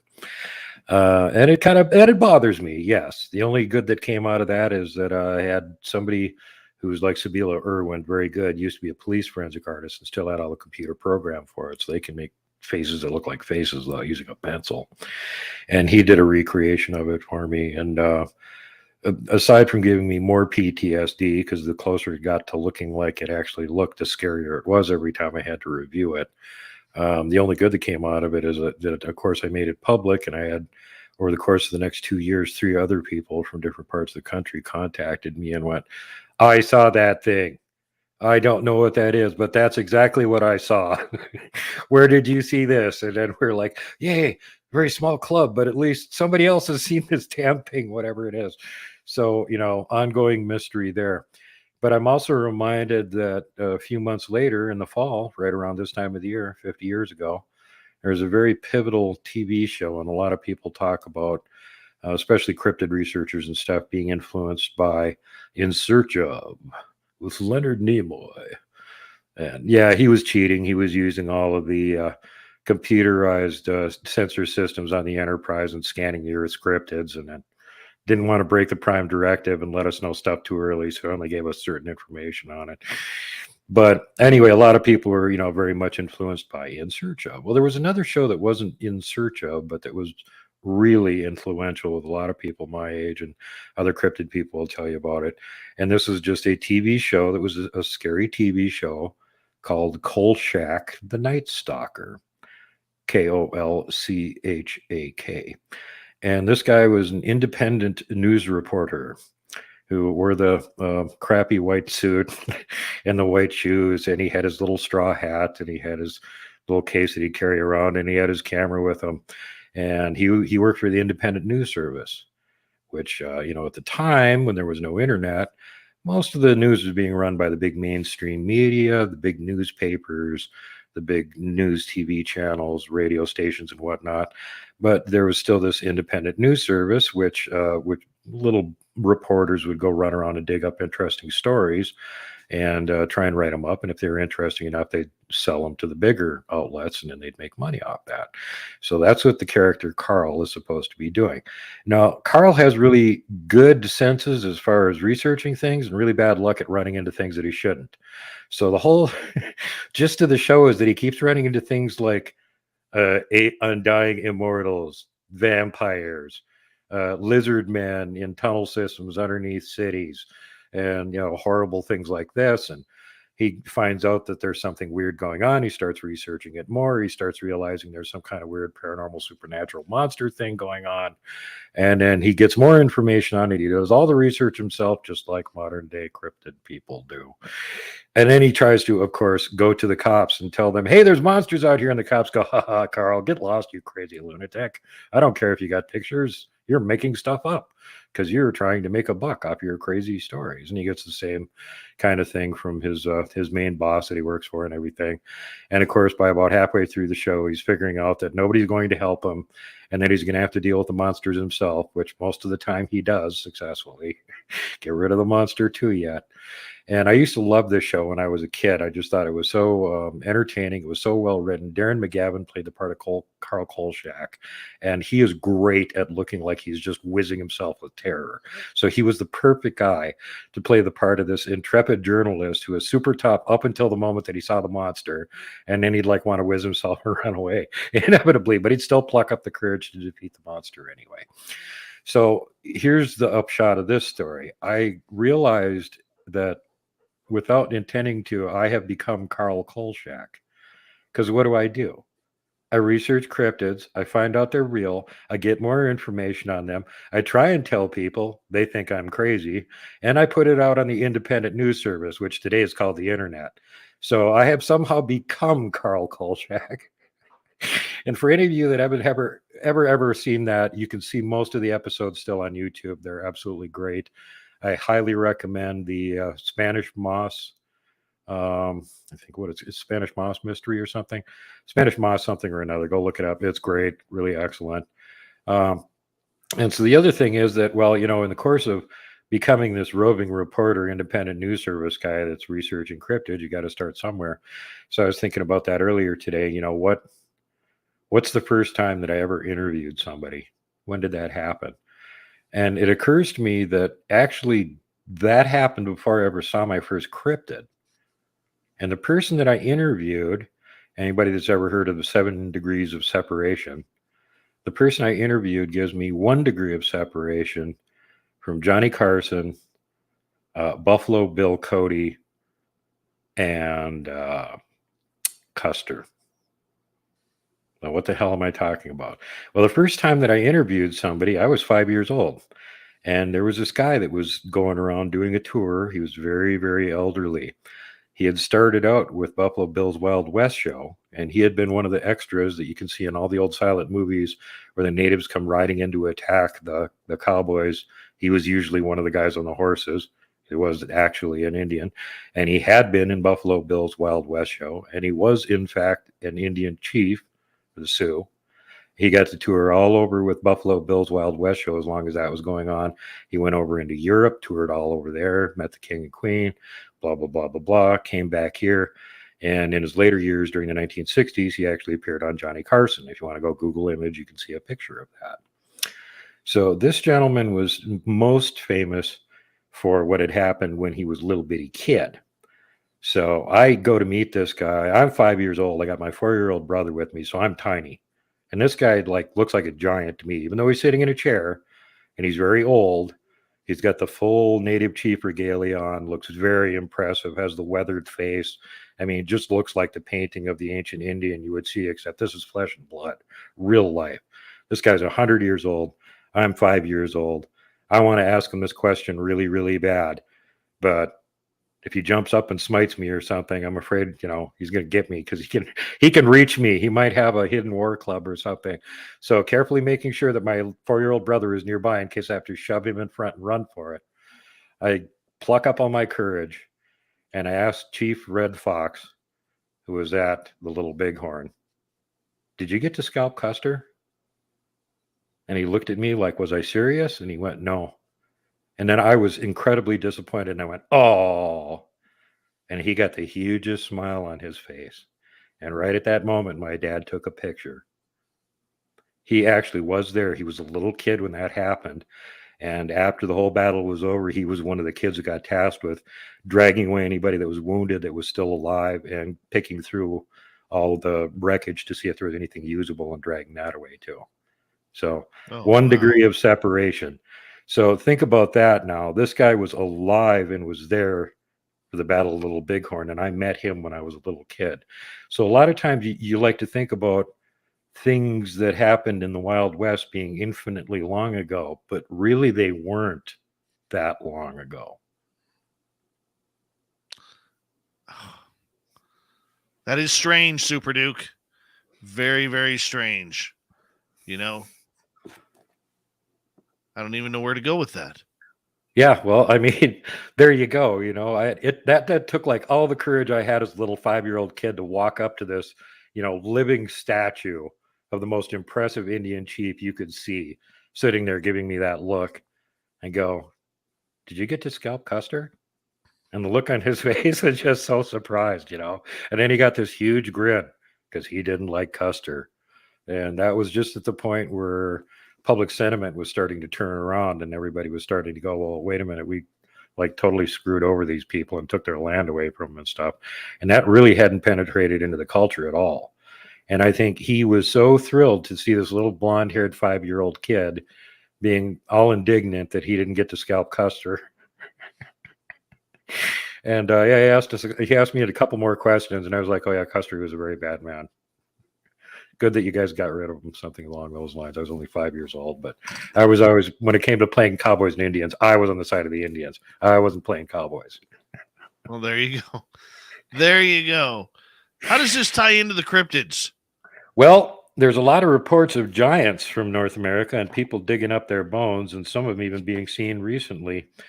And the one thing that always keeps coming up is, well, where's the skeletons? Well, there's these people at this place called the Smithsonian that keep dragging them away. And a lot of their stuff was actually found during when Chief Red Fox was alive and dug up and drug away. And let's not forget that up until the late 1800s, it was perfectly fine to talk about this stuff.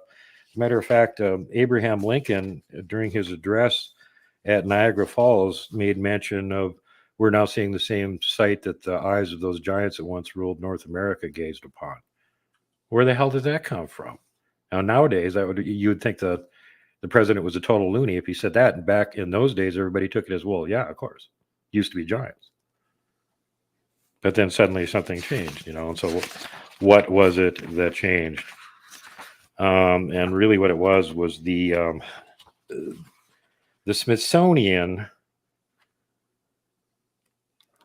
And if I can find the beginning of this part here, where it really talks about Powell.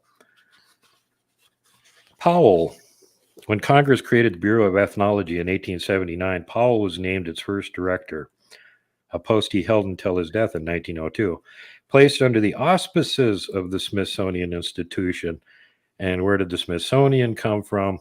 Well, there was a guy named Smithson who died without any heirs, had a ridiculously huge amount of money, and donated it to make museum and preserve history over here.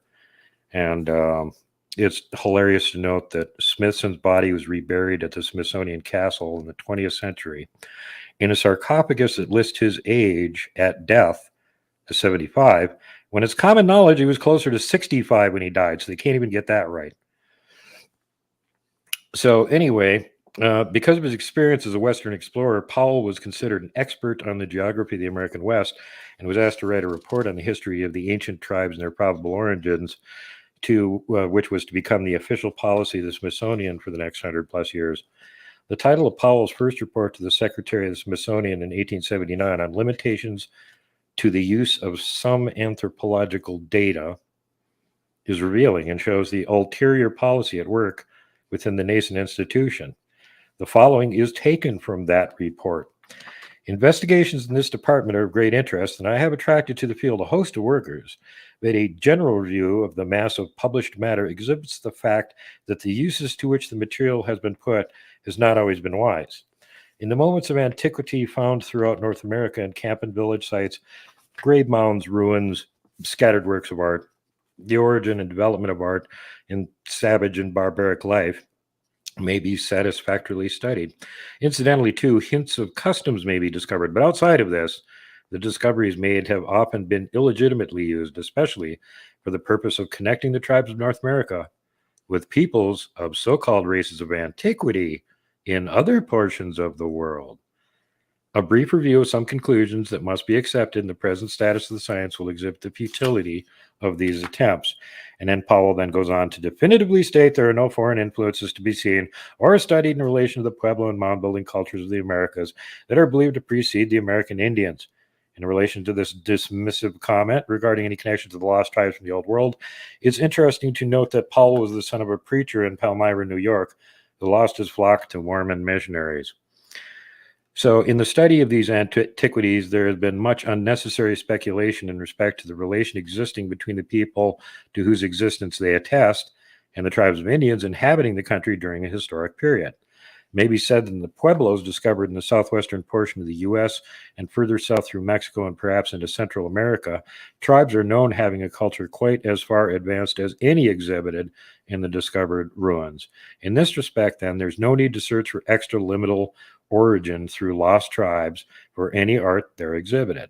With regard to the mounds so widely scattered between the two oceans, it may also be said that mound-building tribes were known in the earliest history of the discovery of this continent, and vestiges of art discovered do not excel in any respect the art of the Indian tribes known to history. There is therefore no reason for us to search for an extraliminal origin through lost tribes for the arts discovered in the mounds of North America. Foremost among the wrong-headed theories Powell championed is evolution. So we're shown charts of man becoming bipedal and each new man becoming bigger and smarter than the last. This is, however, in direct contradiction to the charts we use for every other animal we study.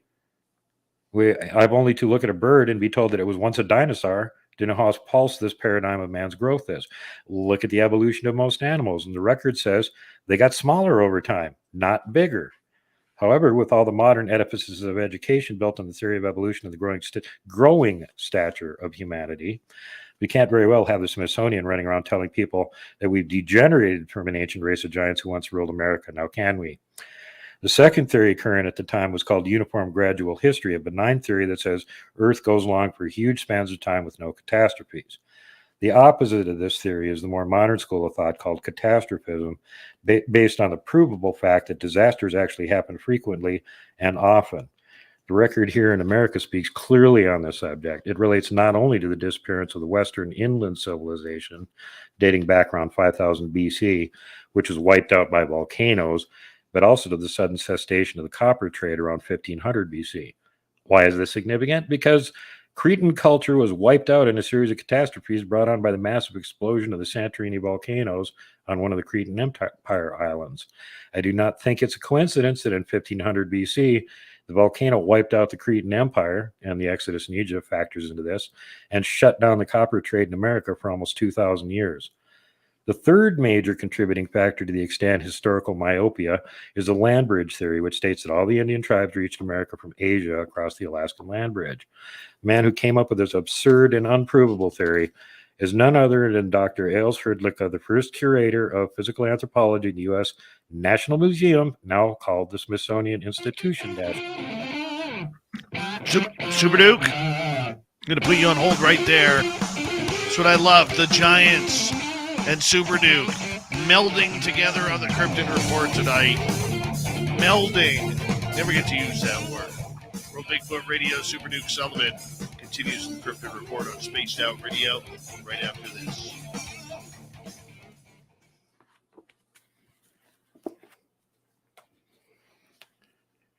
So there you go, running an agenda. Can't do real science, got to run an agenda.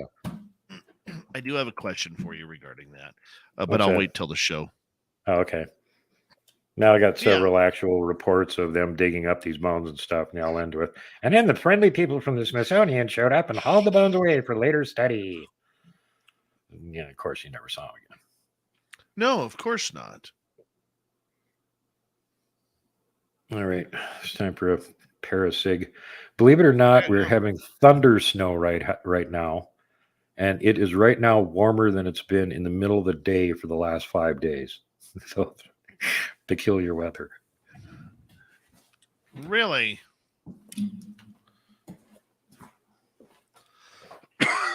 Excuse me. Super Duke. Hi, Jordan Ashley Pettit. Hi, Amber's Paraworld. Hi, Lunar Tina. And let's block that one. Got it. Bingo. Got it. I like Duke's new studio.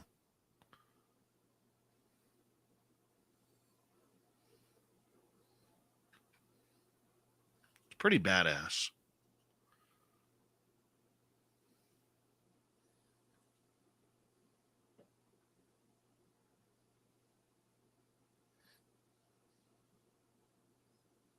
Mm-hmm. Mm-hmm.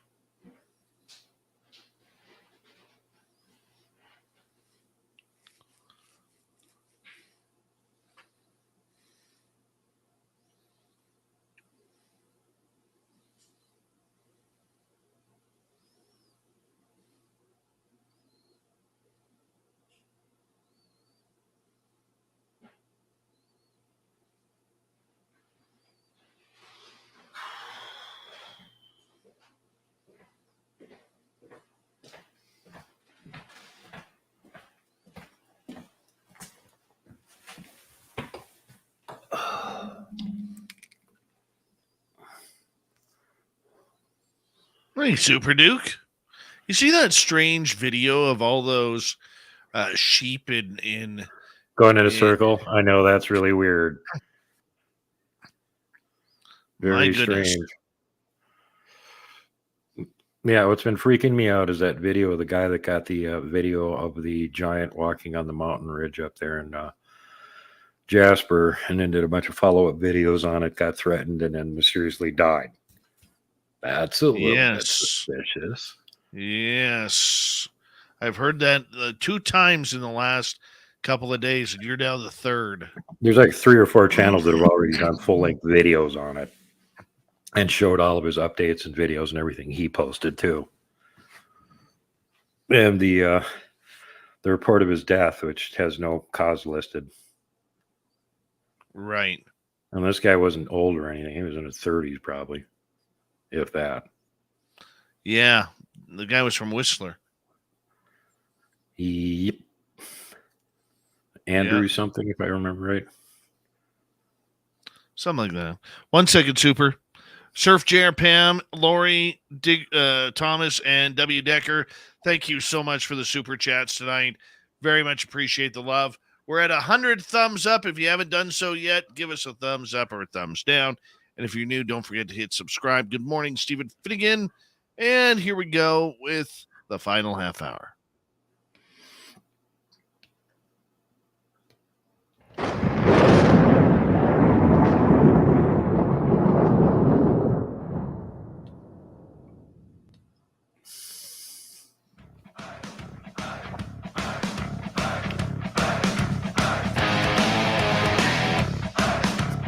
Round and third, we're headed for home tonight on Spaced Out Radio. My name is Dave Scott. Thank you so much for taking the time to join us. We very much appreciate it.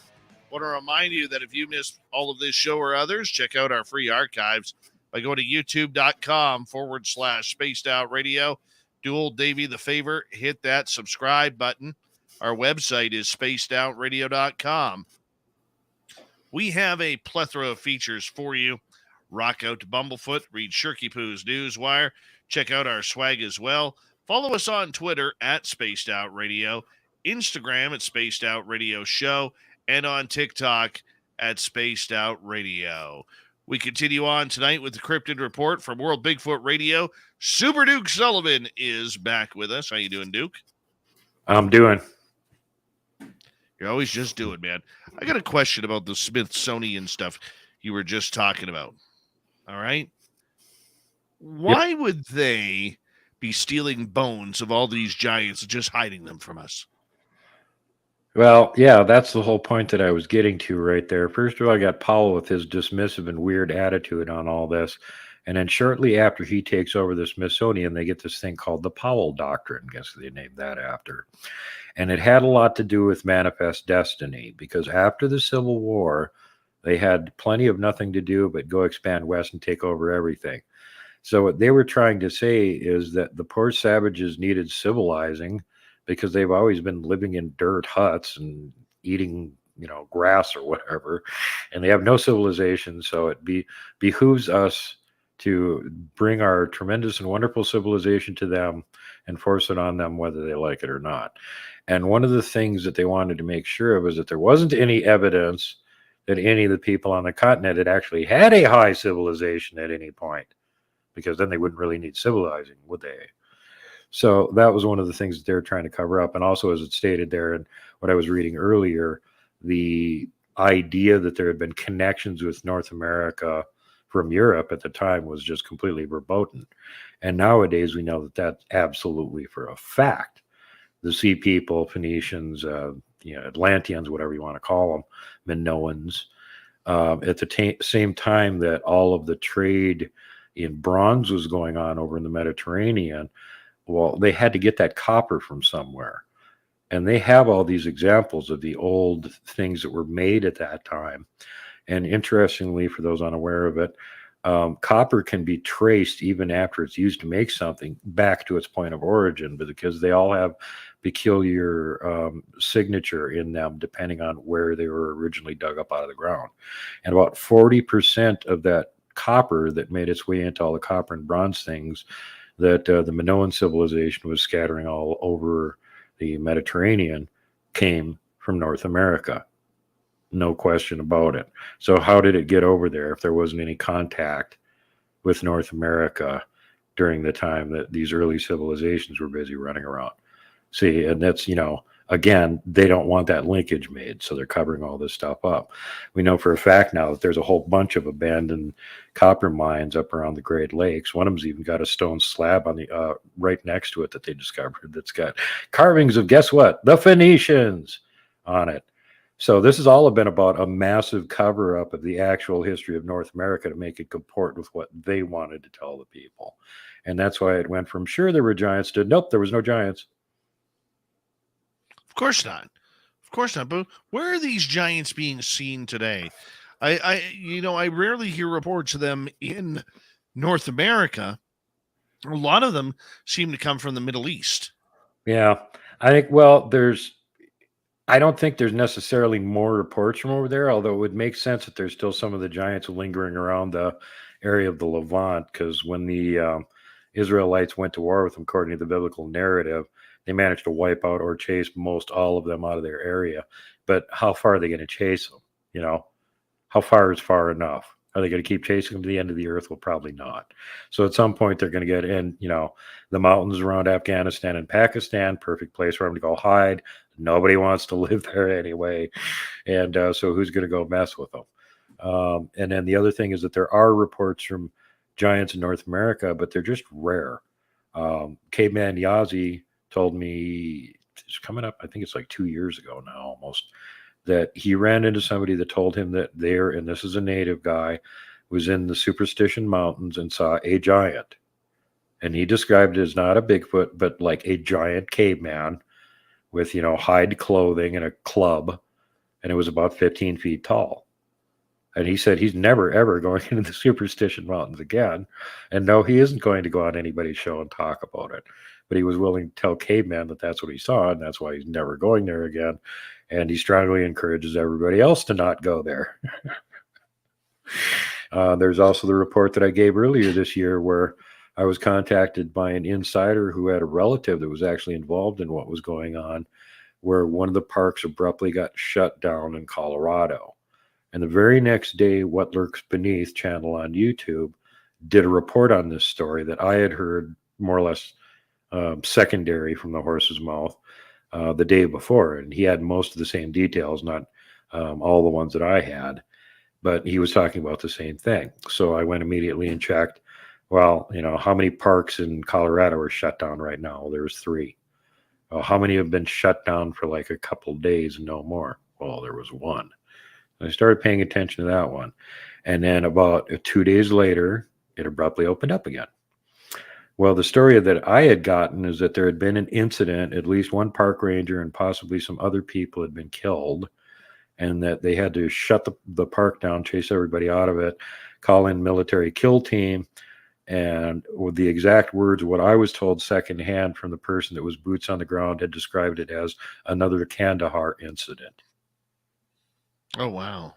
So for people who may not know what the Kandahar incident is, what happened there? Well, this is over in, I think it was 2003, early in the Afghanistan war period. And there was a Marine recon, or a group of Marines doing recon anyway. They were running around this one mountain area, and they didn't call back when they were supposed to and just vanished. So they sent in another unit to go try and find them. And they actually picked up their trail and started going up toward the mouth of this big cave up in the mountain. When they got up there, they saw a whole plethora of bones of various animals and what looked like military equipment, including a walkie-talkie that was lying on the ground outside the cave. When they got close to the cave, they heard this tremendous roar, and they were charged by what they describe as a half-naked giant man, about 12, 15 feet tall. He was wielding a pike with one hand and had red hair, white skin, probably tan. And he attacked them, ran the first guy in their group through with the pike that he was carrying, this big spear he had, and picked the guy up, still stuck on it, in the air, and was getting ready to rush at him and attack him again. And at that point, the shock wore off, and one of them yelled, "Fire at the face," which they all started doing, which again didn't bring him down immediately. It was when they brought the 50 cals to bear on his face that apparently they finally knocked his giant butt down. But they found the remains of the missing Marines there.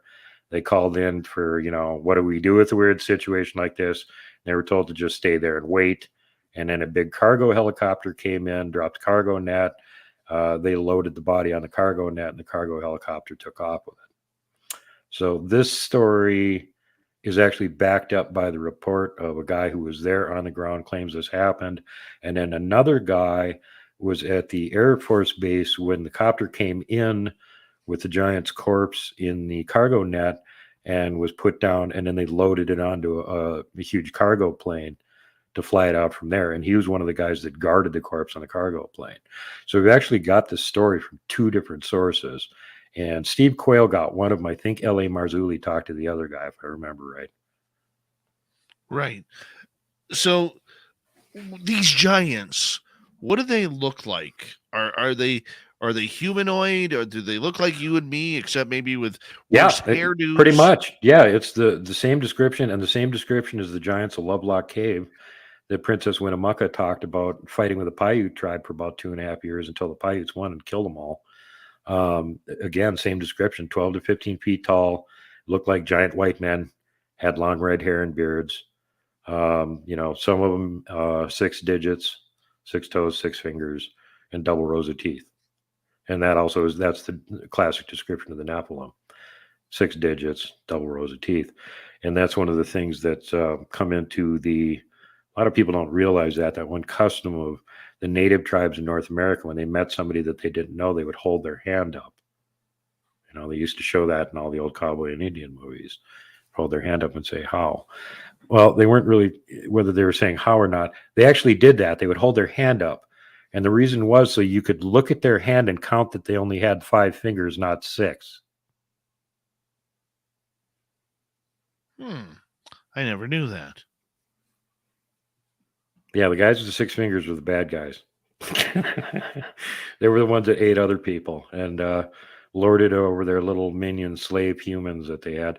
The mound builder culture that they've been digging up in Mississippi, that's another good example of them hiding all this evidence and stuff, because they've been digging up giant skeletons out of these mounds for decades, for a couple hundred years now.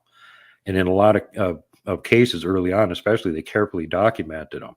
How big were they? What position were they setting in? If you've ever seen old archaeological sketches and stuff, they're extremely exacting and detailed.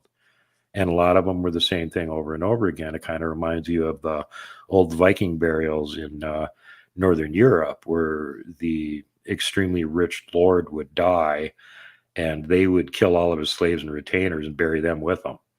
And this was apparently similar to the same thing that was going on here. But in this case, the Lord was some giant that was, 7 to 12 feet tall. And all the retainers that were buried with him were just normal sized humans. So around North America, where it is a colder climate, are these things putting fur on their back after, say, bear kills or wolf kills or something along those lines to stay warm? Yeah, exactly. There's been a couple, 2-3 giant sightings up in Alaska too. As a matter of fact, Wes on Sasquatch Chronicles had somebody call him and tell him about it, and they wouldn't come on the show and talk about it because they're like, "Who the hell's going to believe this?" Hard enough for people to even believe there's 8 or 10 foot tall monkey-looking Bigfoot things walking around. Nobody's going to believe there's giants walking around. And what they're reporting is all the same thing. They look like cavemen. They look like huge, pasty white men with long red hair and beards and dressing in, furs and leather and that kind of thing, whatever they can make it out of. Okay, so are they living in caves? Are they living underground? Well, I would imagine, especially because the ones that you get reported anymore are ones that are in really isolated areas, giant parks or huge forests out in the middle of nowhere.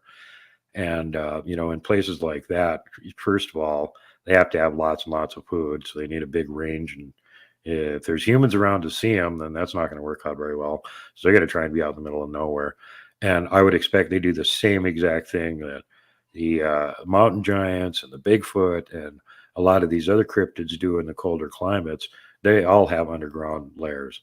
And that's extremely common throughout mythology all over the world too. All these big ogres and trolls and giants and stuff, they all have underground layers. So it's like their own mini city down there. Yeah, I mean, it depends on what they've got available. I mean, these things are gigantic and super strong. If they want to excavate and make their own tunnel systems, they sure as hell can do it.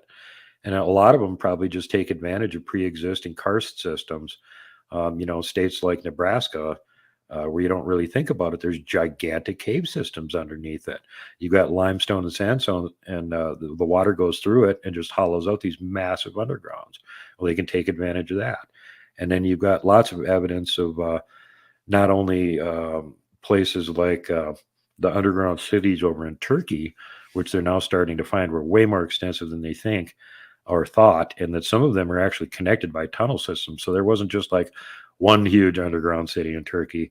There was 5 or 6, and they were all interconnected. Well, these things are all made for people. Apparently, they're for the right size as people. But, you know, why are you hiding underground? What is it on the surface that's making you hide underground?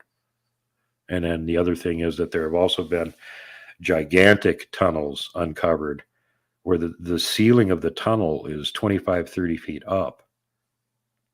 And when you're talking about Stone Age primitive people with the supposedly primitive technology that we had at the time to excavate, why would you make anything that tall? You absolutely don't need to.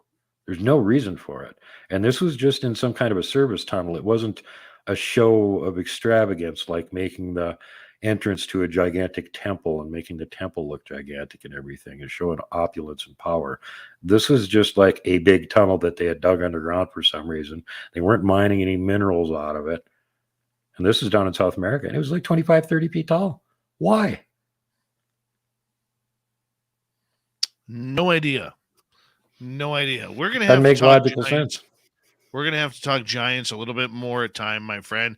But it is time for us to get to the old Shirky Poo's news. If you want to stick around for this one, this is going to be a good one. Okay. What time is it? All right. It's time for Shirky Poo's news. Yeah, Shirky Poo's news, as we say. Sayonara to Super Duke. And hello, Shirky Poo. Let's start right off the bat here. You know, you don't expect this from priests. You just don't. In the name of the Father, the Son, and the Holy Smokes. A defrocked Catholic priest in Louisiana has pled guilty, Duke, to a felony of obscenity charge for filming a threesome with 2 dominatrix on his church's altar back in October 2020. Travis Clark, 39 years old, formerly of St. Peter Paul Church in Pearl River, received a suspended 3-year prison sentence, 3 years of supervised probation, and ordered to pay a $1,000 fine. Clark had already paid $8,000 in restitution to the Archdiocese of New Orleans after Archbishop Greg Amond declared the altar desecrated and ordered it to be burned and replaced 2 years ago. Clark's attorney, Michael Kennedy, questioned the fairness of the state's insistence that his clients pled guilty to a felony. I believe my client is far less likely to find himself in a similar situation ever again, Kennedy said. Whenever life takes Mr. Clark, or wherever life takes Mr. Clark from here, I hope it finds him well and able to put this fully behind him. Now, the women who participated in the sex tape, 30-year-old Melissa Chang and 43-year-old Mindy Dixon, pled guilty in July to misdemeanor counts of institutional vandalism. Yeah, sex on an altar, institutional vandalism. They were each sentenced to 2 years probation, spared jail time. Clark's arrest shocked his congregation, the Archdiocese, and the Pearl River community. A passerby noticed lights on late inside the church on October 1st, 2020, according to court documents. The witness called authorities after looking inside and seeing the sexual acts on the church altar, all in front of a tripod-mounted camera. Clark was arrested along with the 2 women in corsets and high heels, while sex toys, stage lighting, and 2 recording devices were confiscated, the arrest affidavit stated. The Archbishop removed Clark from the Catholic ministry the day after his arrest, saying his obscene behavior was deplorable. His desecration of the altar in the church was demonic. Oh, my. Oh, my.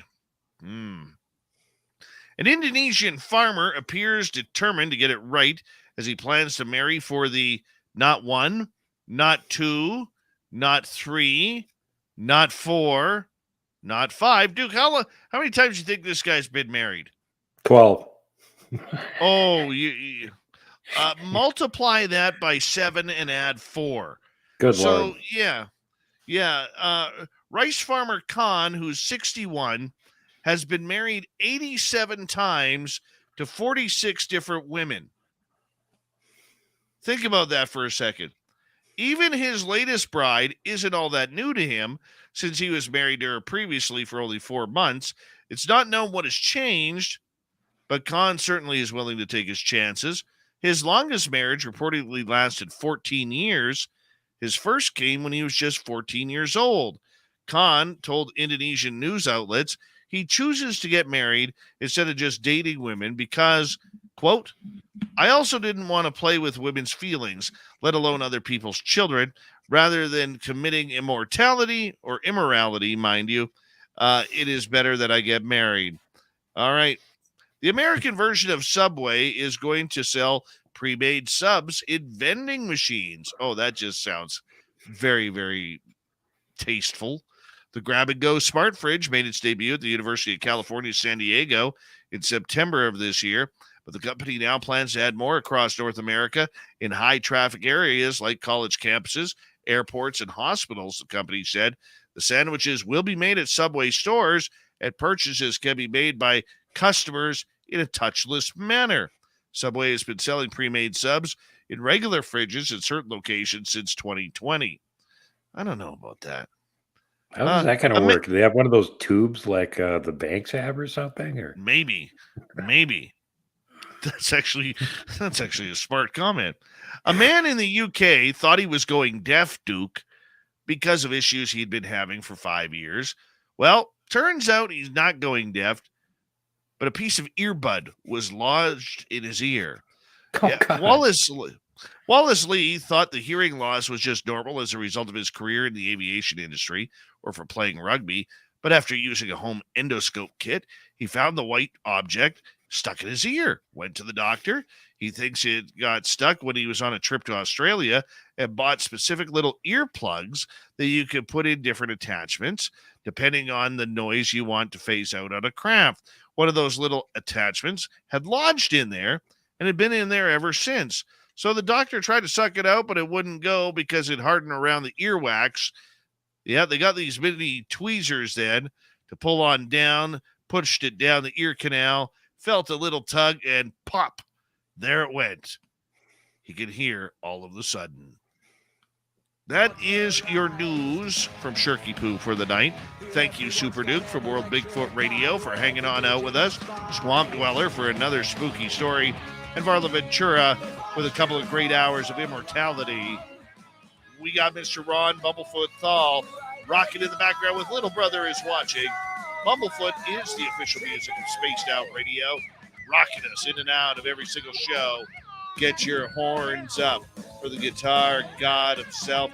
Special thanks to everyone listening in at home, at work, in your cars, wherever you may be.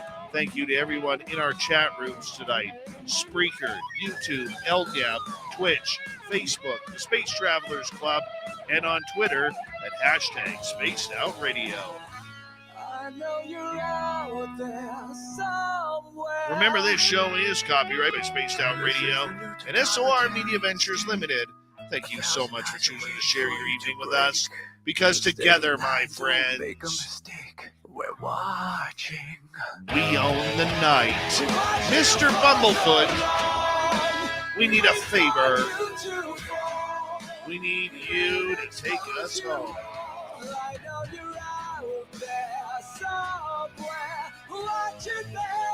Yes, the Woo train has docked for the night. But soon, my friends, we shall ride again. Your seats are always available. Your tickets never expire. And if you want to bring a friend, we got room for them too. Good night.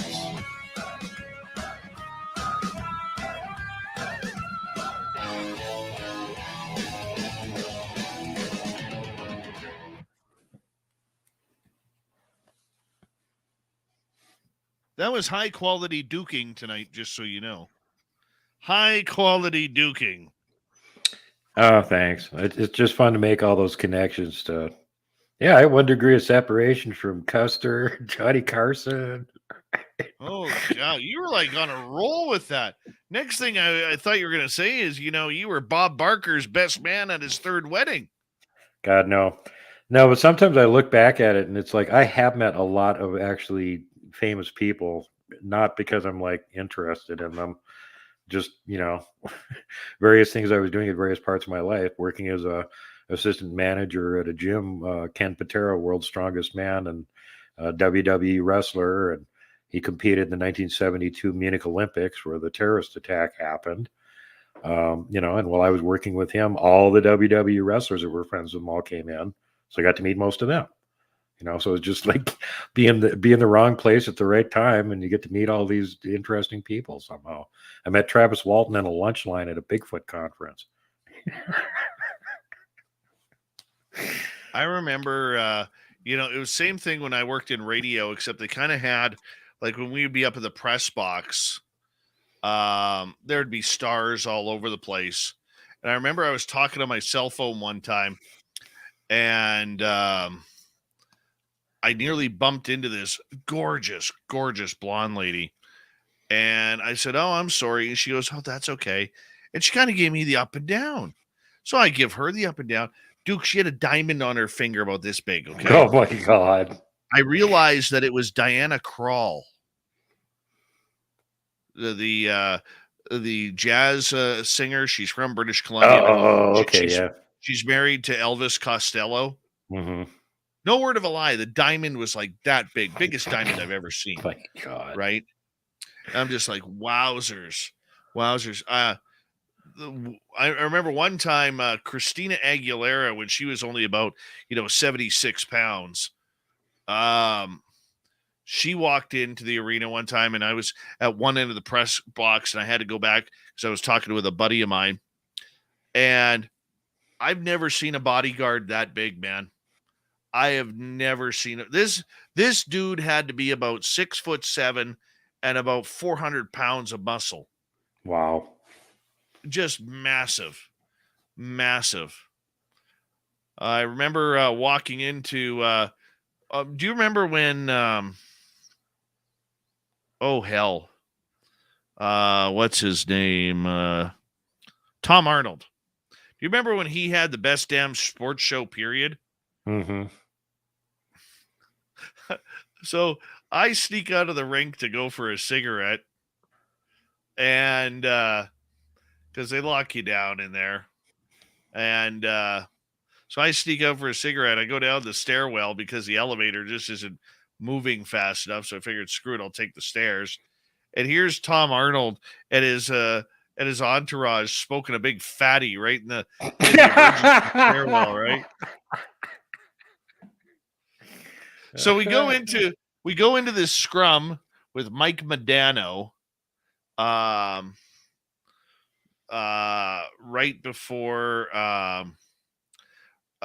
or right after the game, and I think Dallas had won because they always used to own the Canucks back then, and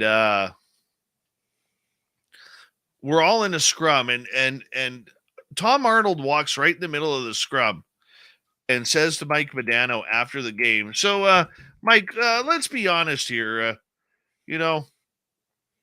After a game when you're showering, are you checking out the size of everybody's dicks or what?" Right? We're like, what? Like, are you kidding me right now? That just happened, though. That just happened. Oh, my God. Oh, yeah. Steven Tyler, I bumped into him in that same stairwell. Oh, yeah. There's a lot of good times.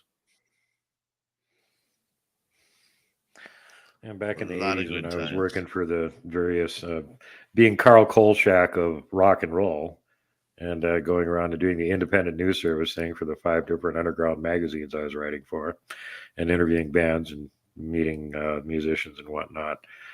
At the time, a lot of people that I'd be tasked to, hey, go interview so-and-so. I'm like, who the hell's this? I don't know. Okay, whatever. And then like 2 years later, I'd be like, oh God, I can't believe I was so lucky I got to meet so-and-so when they were a nobody, well, because they were a nobody, You never know if they're going to get to be a somebody or not. Most of them don't, but then some of them do.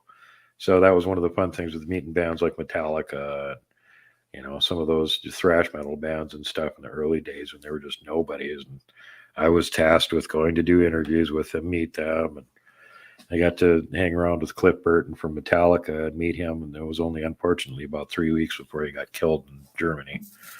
But that was a great time. Really enjoyed meeting him. Super nice guy, in addition to being a ridiculously awesome bass player. But yeah, I watched old videos of him. He was just insane on the bass.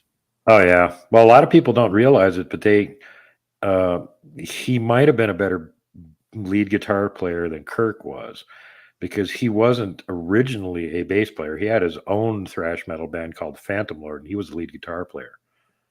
And they talked him into playing bass for him. And he went, well, sure, I can play bass too.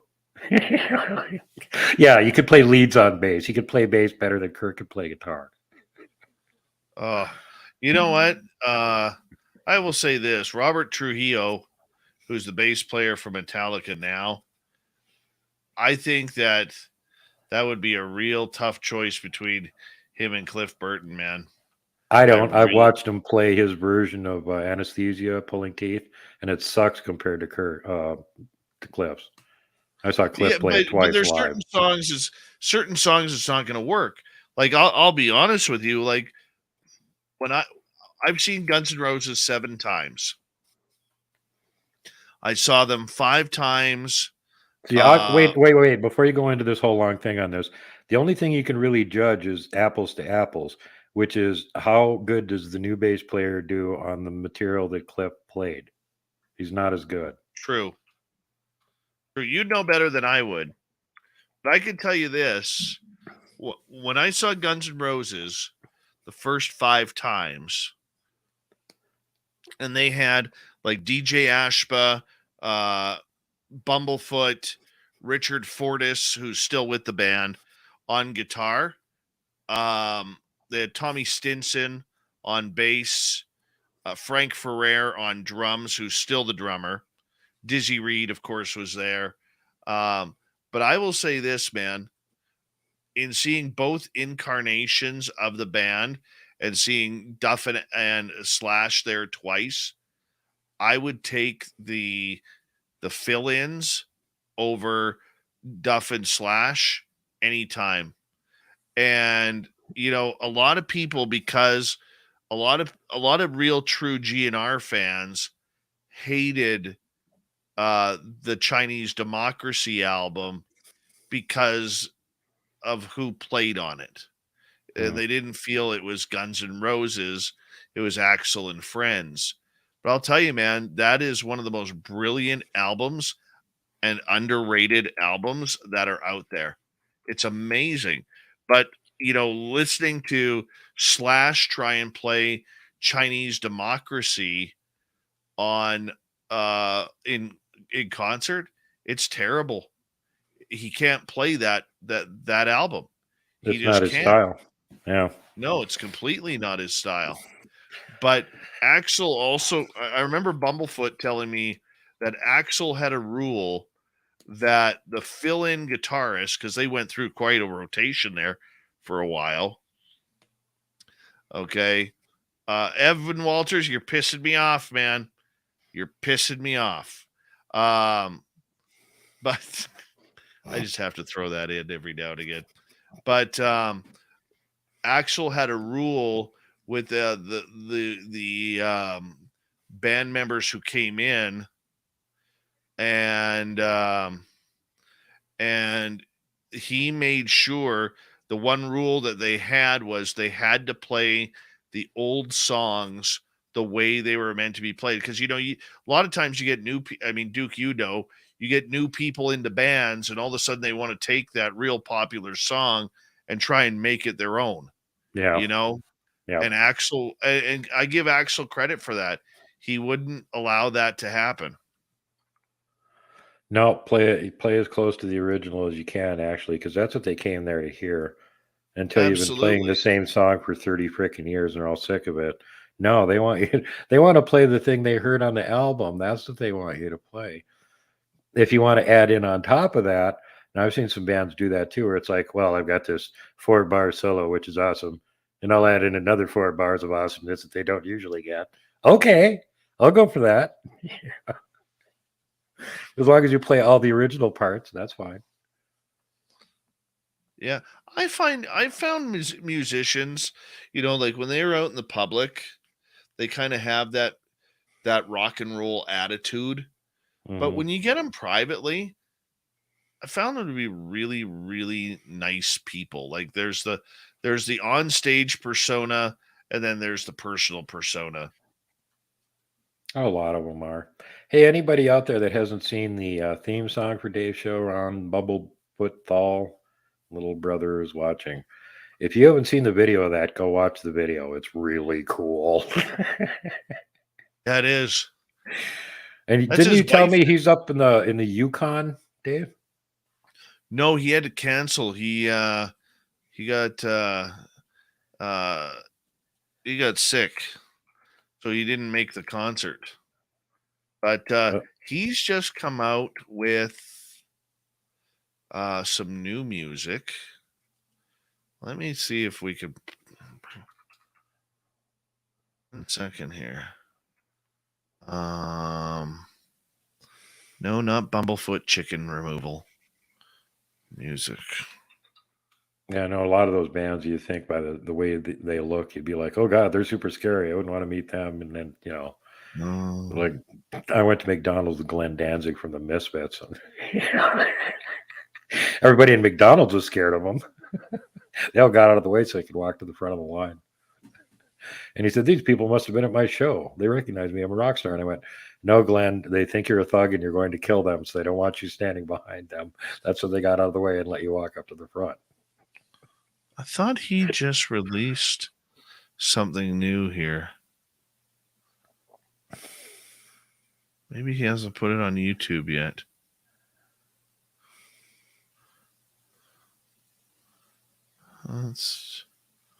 There's Little Brother is watching. That's one you like. What were you going to say? His wife's in it? Yeah, his wife's in the video.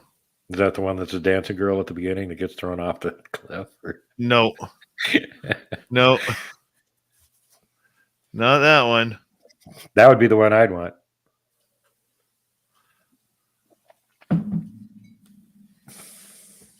It's kind of funny because when I partied with him, last time I partied with him, the only time I partied with him, was on his tour bus. And they were all like, come on, we got to hit the border. We got to hit the border. Well, why? Because they got our guns.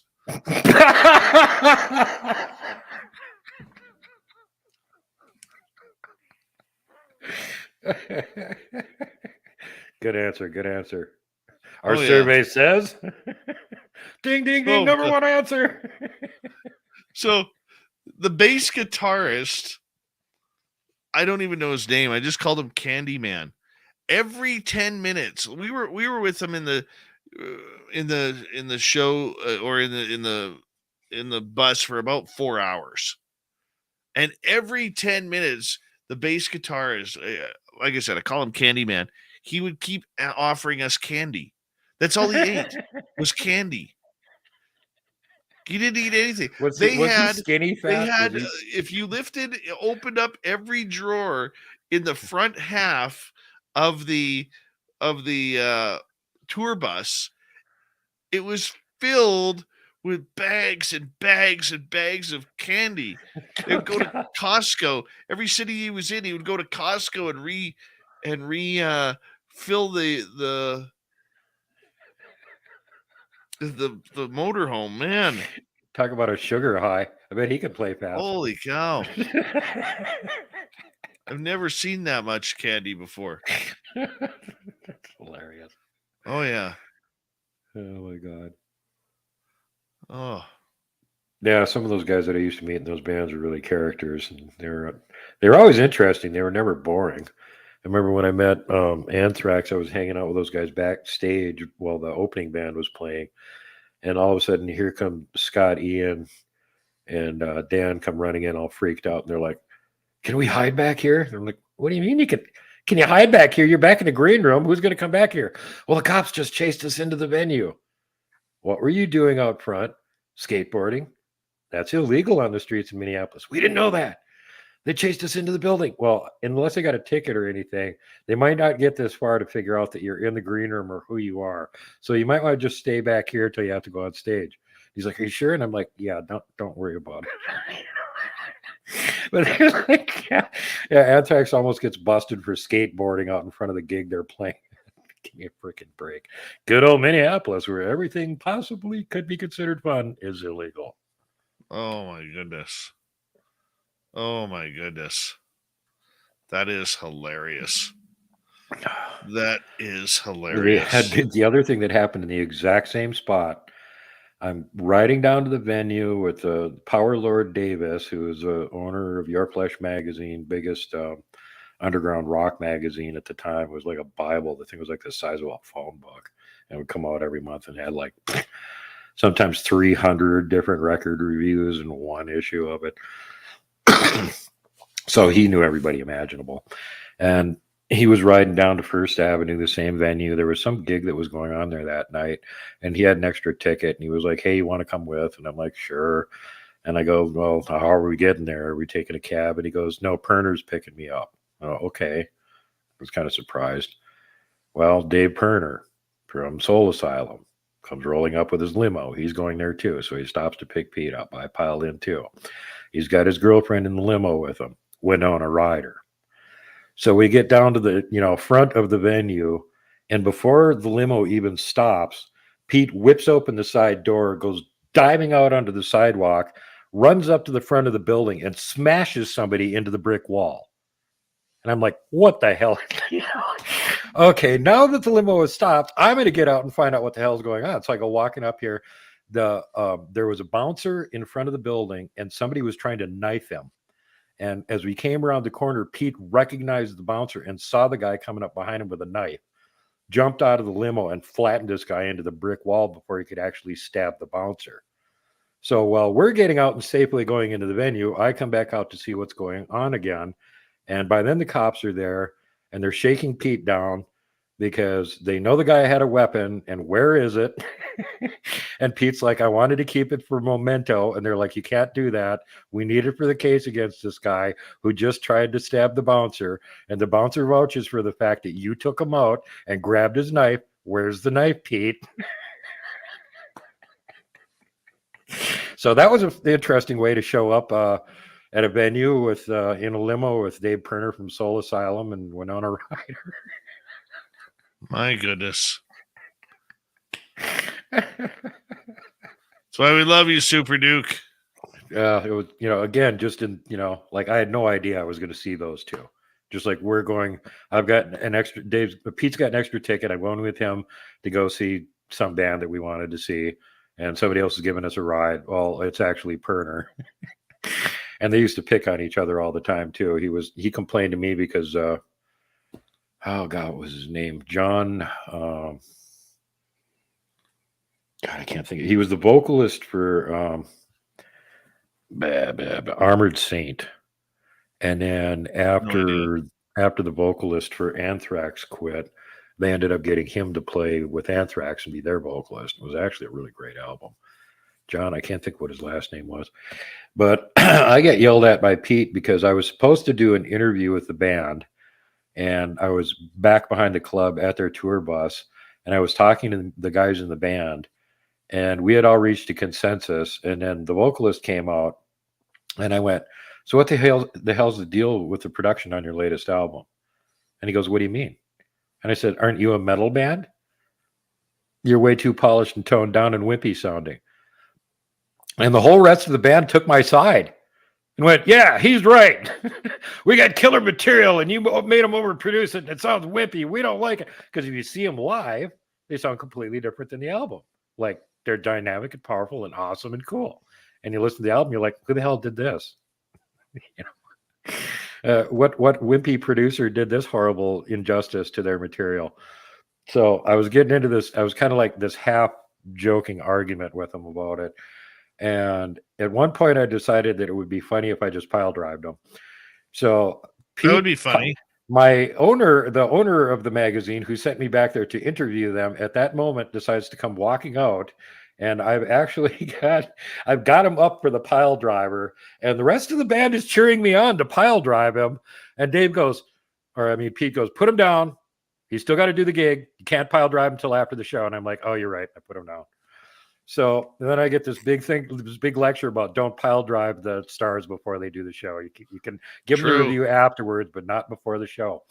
So 1 week later, Pete puts out this article about how the latest Soul Asylum album totally sucks. And it's got a picture of, guess who, from the last story, Perner from Soul Asylum. And Pete's got him up for the pile driver and is about to pile drive him. And it says, Perner pile drive by owner, reason stated below. And that was the lead-in for the article on why Soul Asylum's latest album apparently sucked, even though they were friends, and he's about to pile drive him. So I'm like, okay, so what's the deal here? I'm not supposed to pile drive any of the talent, but you get to do it. Sure. No, you can't do that. Quick hello to our good friend Sports and Stars with Jade. How you doing? Sorry about your Vikings loss on Sunday. Raul, I still want to fight you, man. I still want to fight you on the ice. And Nikki in Seattle, how are you? You want to hear a funny story? Duke, I'll tell you a funny concert story. When I was 19 in 1992, the big rock radio station in Vancouver was called CFox.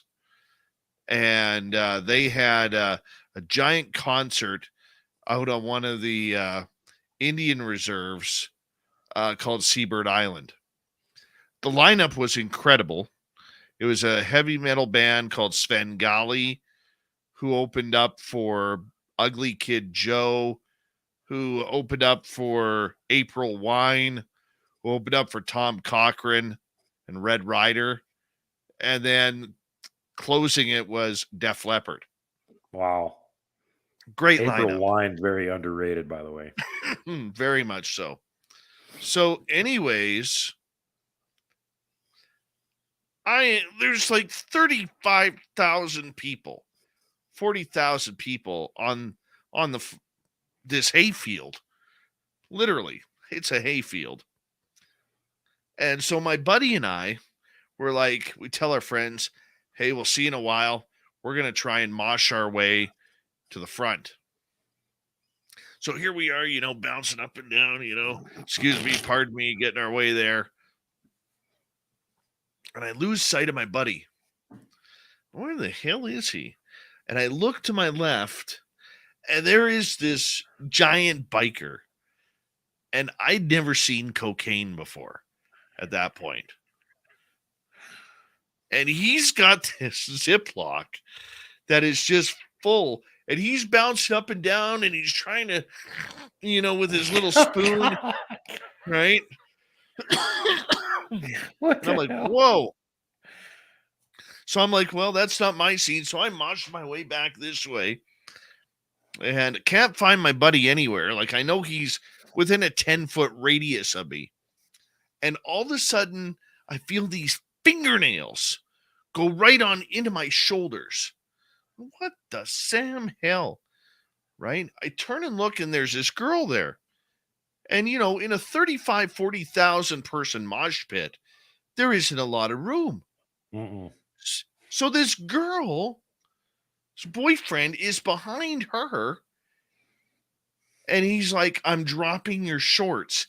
And he starts doing her while she's dug into my shoulders.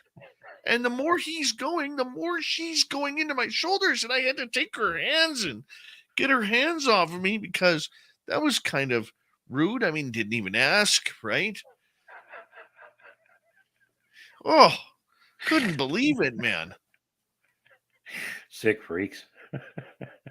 Just freaks. Oh, God. Yep. Got the hell out of Dodge there. Found my buddy and let's go back a few rows. This ain't fun anymore. Seen some pretty amazingly dangerous audiences before, too. Actually, Slayer playing outdoors mid-afternoon, super hot day. That was the most dangerous mosh pit I've ever seen. I didn't want to get anywhere near it. Everybody in there was like really drunk, in bad mood, and huge. And they were beating the shit out of each other. It was not good. Man. There was at least 300-400 people beating the shit out of each other. Man, that's just wrong. Just wrong. Yeah, this wasn't like, moshing or anything. And I remember the olden days before moshing when there was slam dancing, and that was brutal. They'd come back from a punk show and they'd have broken arms and all kinds of shit. They'd fucked each other up really bad. That was brutal. Oh, man. All those little flipper heads, they were crazy. You know what band I really want to see? I want to see Gwar. Oh, they're awesome. Speaking of Gwar, I know I brought up Gwar before, but during the midterms, they had a live midterm stream. Styx Hex and Hammerheaded on his channel, and he had Sleazy P. Martini, the manager of Gwar, as his co-host for all 3.5, 4 hours of it. And they had 15,000 people in the live chat room. And at one point, finally, Styx has to go take a whiz, like that happens on your show too.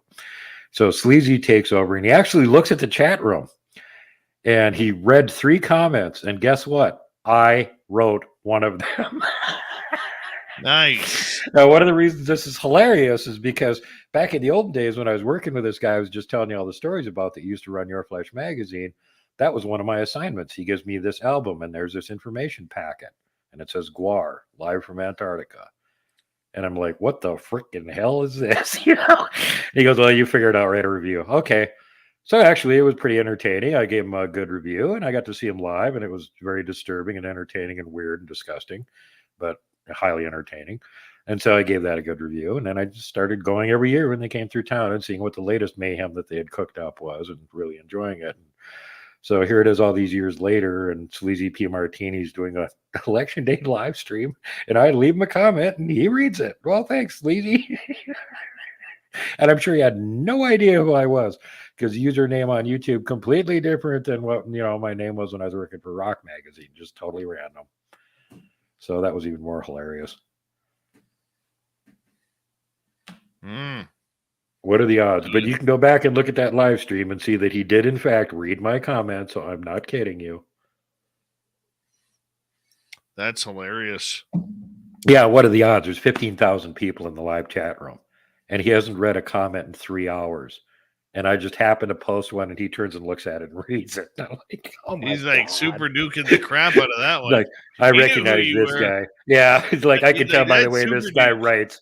I can tell by the way this guy writes. It's actually my old pen name from when I was a music writer was Dr. Doom. That was my pen name. So he's probably like, oh, it looks like something Dr. Doom would write. I bet. Yeah, one of the lead singers for Gwar, Canadian guy, died a number of years ago from Dave a heroin Brocky. overdose. Yeah, Odorous Urungus or Dave Brocky. Yeah. If you guys want to see something hilarious, go watch the interview that they did on Joan Rivers. Dave Brocky and one of the other guys is in full costume. We're on Joan Rivers doing the interview. They made him remove the what do you call it, the Barracuda of Doom or whatever it was. His lower appendage was not appropriate for a TV, so he couldn't wear that.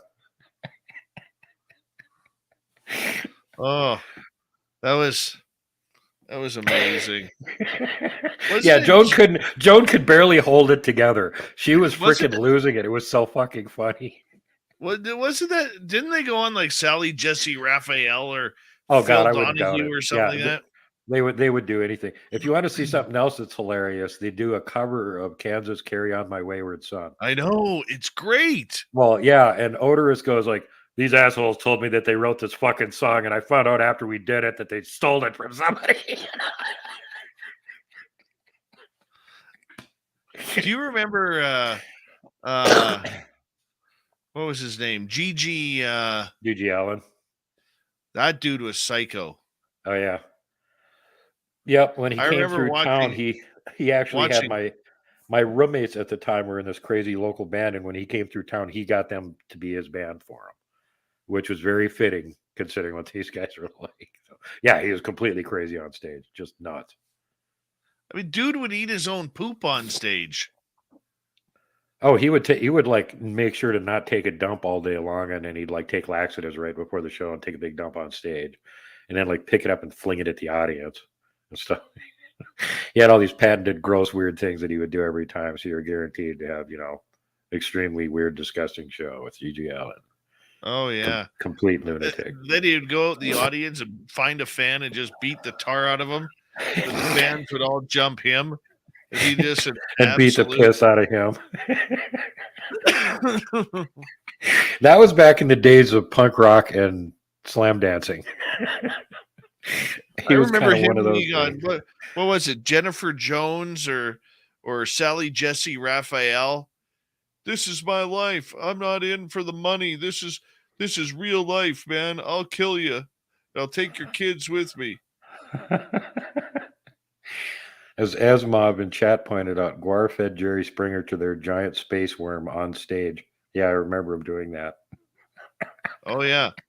What else was good? Oh, the best part of G.G. Allen, there's actually a good free documentary on him on YouTube, if it's still up. And, like, they go through the funeral and everything where his brother Merle was... I mean, his brother Merle wouldn't even let him let the funeral home directors clean him or anything. Like, he went in there, he had blood stains all over him, shit all over him, his leather jacket, a jock strap, and they had a bottle of Jack Daniels or something in his hand. Crazy. G.G. Allen, the definition of completely out of control. And that took some doing. There were some real lunatics running around in the music industry at that point. Some of the underground bands were just like, wow, dude, you're disturbed. Yeah, he was really screwed up. He was really screwed up. I remember there was one band from New York that was so heavy and so scary that even the metalheads didn't like it. It scared them. And they're called the Swans. And all you have to do is look at the titles of some of the songs in their early albums to get the idea on why they scared everyone. Because they would do lyrics about subjects that nobody would talk about in public. They didn't care. And they had one of the heaviest rhythm, bass, guitar sections imaginable. And it hardly even sounded like music. It was like somebody ripping off giant chunks of sheet metal and having Godzilla stamp on them or something. It was just freaking amazing. But yeah, they pretty much scared the crap out of everybody. Swans. No, I think the worst concert I ever went to was Bob Dylan. Oh, he's terrible. He is terrible live. And apparently he's doing another North American tour. It's like, dude, we still trying to figure out what the hell you sang 15 years ago. Yeah. You can't be any better. No more coherent now than he was then. Yeah, it was horrible. Him and Bruce Springsteen are in a contest to race to the bottom to see who's the least coherent and understandable on a microphone. Oh. Because I've heard Springsteen spew out 3 or 4 sentences and only get like 1 or 2 actual understandable words out of all of it.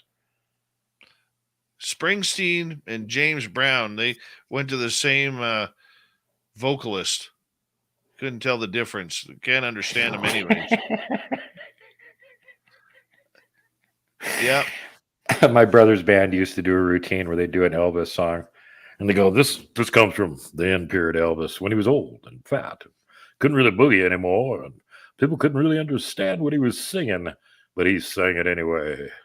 And then they do the fake Elvis imitation.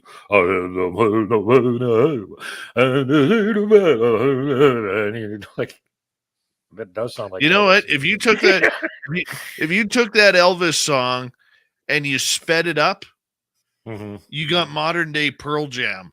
Because nobody knows what the fuck Eddie Vedder has ever sang. Yeah, he's not very understandable either. But you can't fight the Vedder man. Who's Eddie Vedder's favorite band? I don't know. Canadian group called the Tragically Hip. Oh, yeah, I know who they are. Well, no wonder. That explains what's wrong with them. Oh, God. Everybody says, AC/DC, every song sounds the same. No way. Every Pearl Jam song sounds the same. Yeah. Even flow. Please, no, stop. Go, go, go. Go away. We used to laugh about that because the grunge thing, when that came around in Seattle, we had already been doing the music thing in Minneapolis for years and years and years. And we just went, ha, ha, ha. Isn't that cute? Seattle's trying to be Minneapolis now. They're just doing what we did 10 years ago. But somebody's paying attention this time. We were very unimpressed. Because we had much better bands doing similar things 10 years previous to it in Minneapolis, St. Paul. Yeah, I really like Soundgarden. Yep.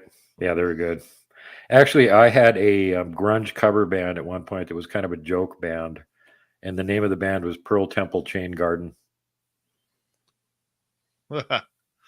Alice in Chains was incredible.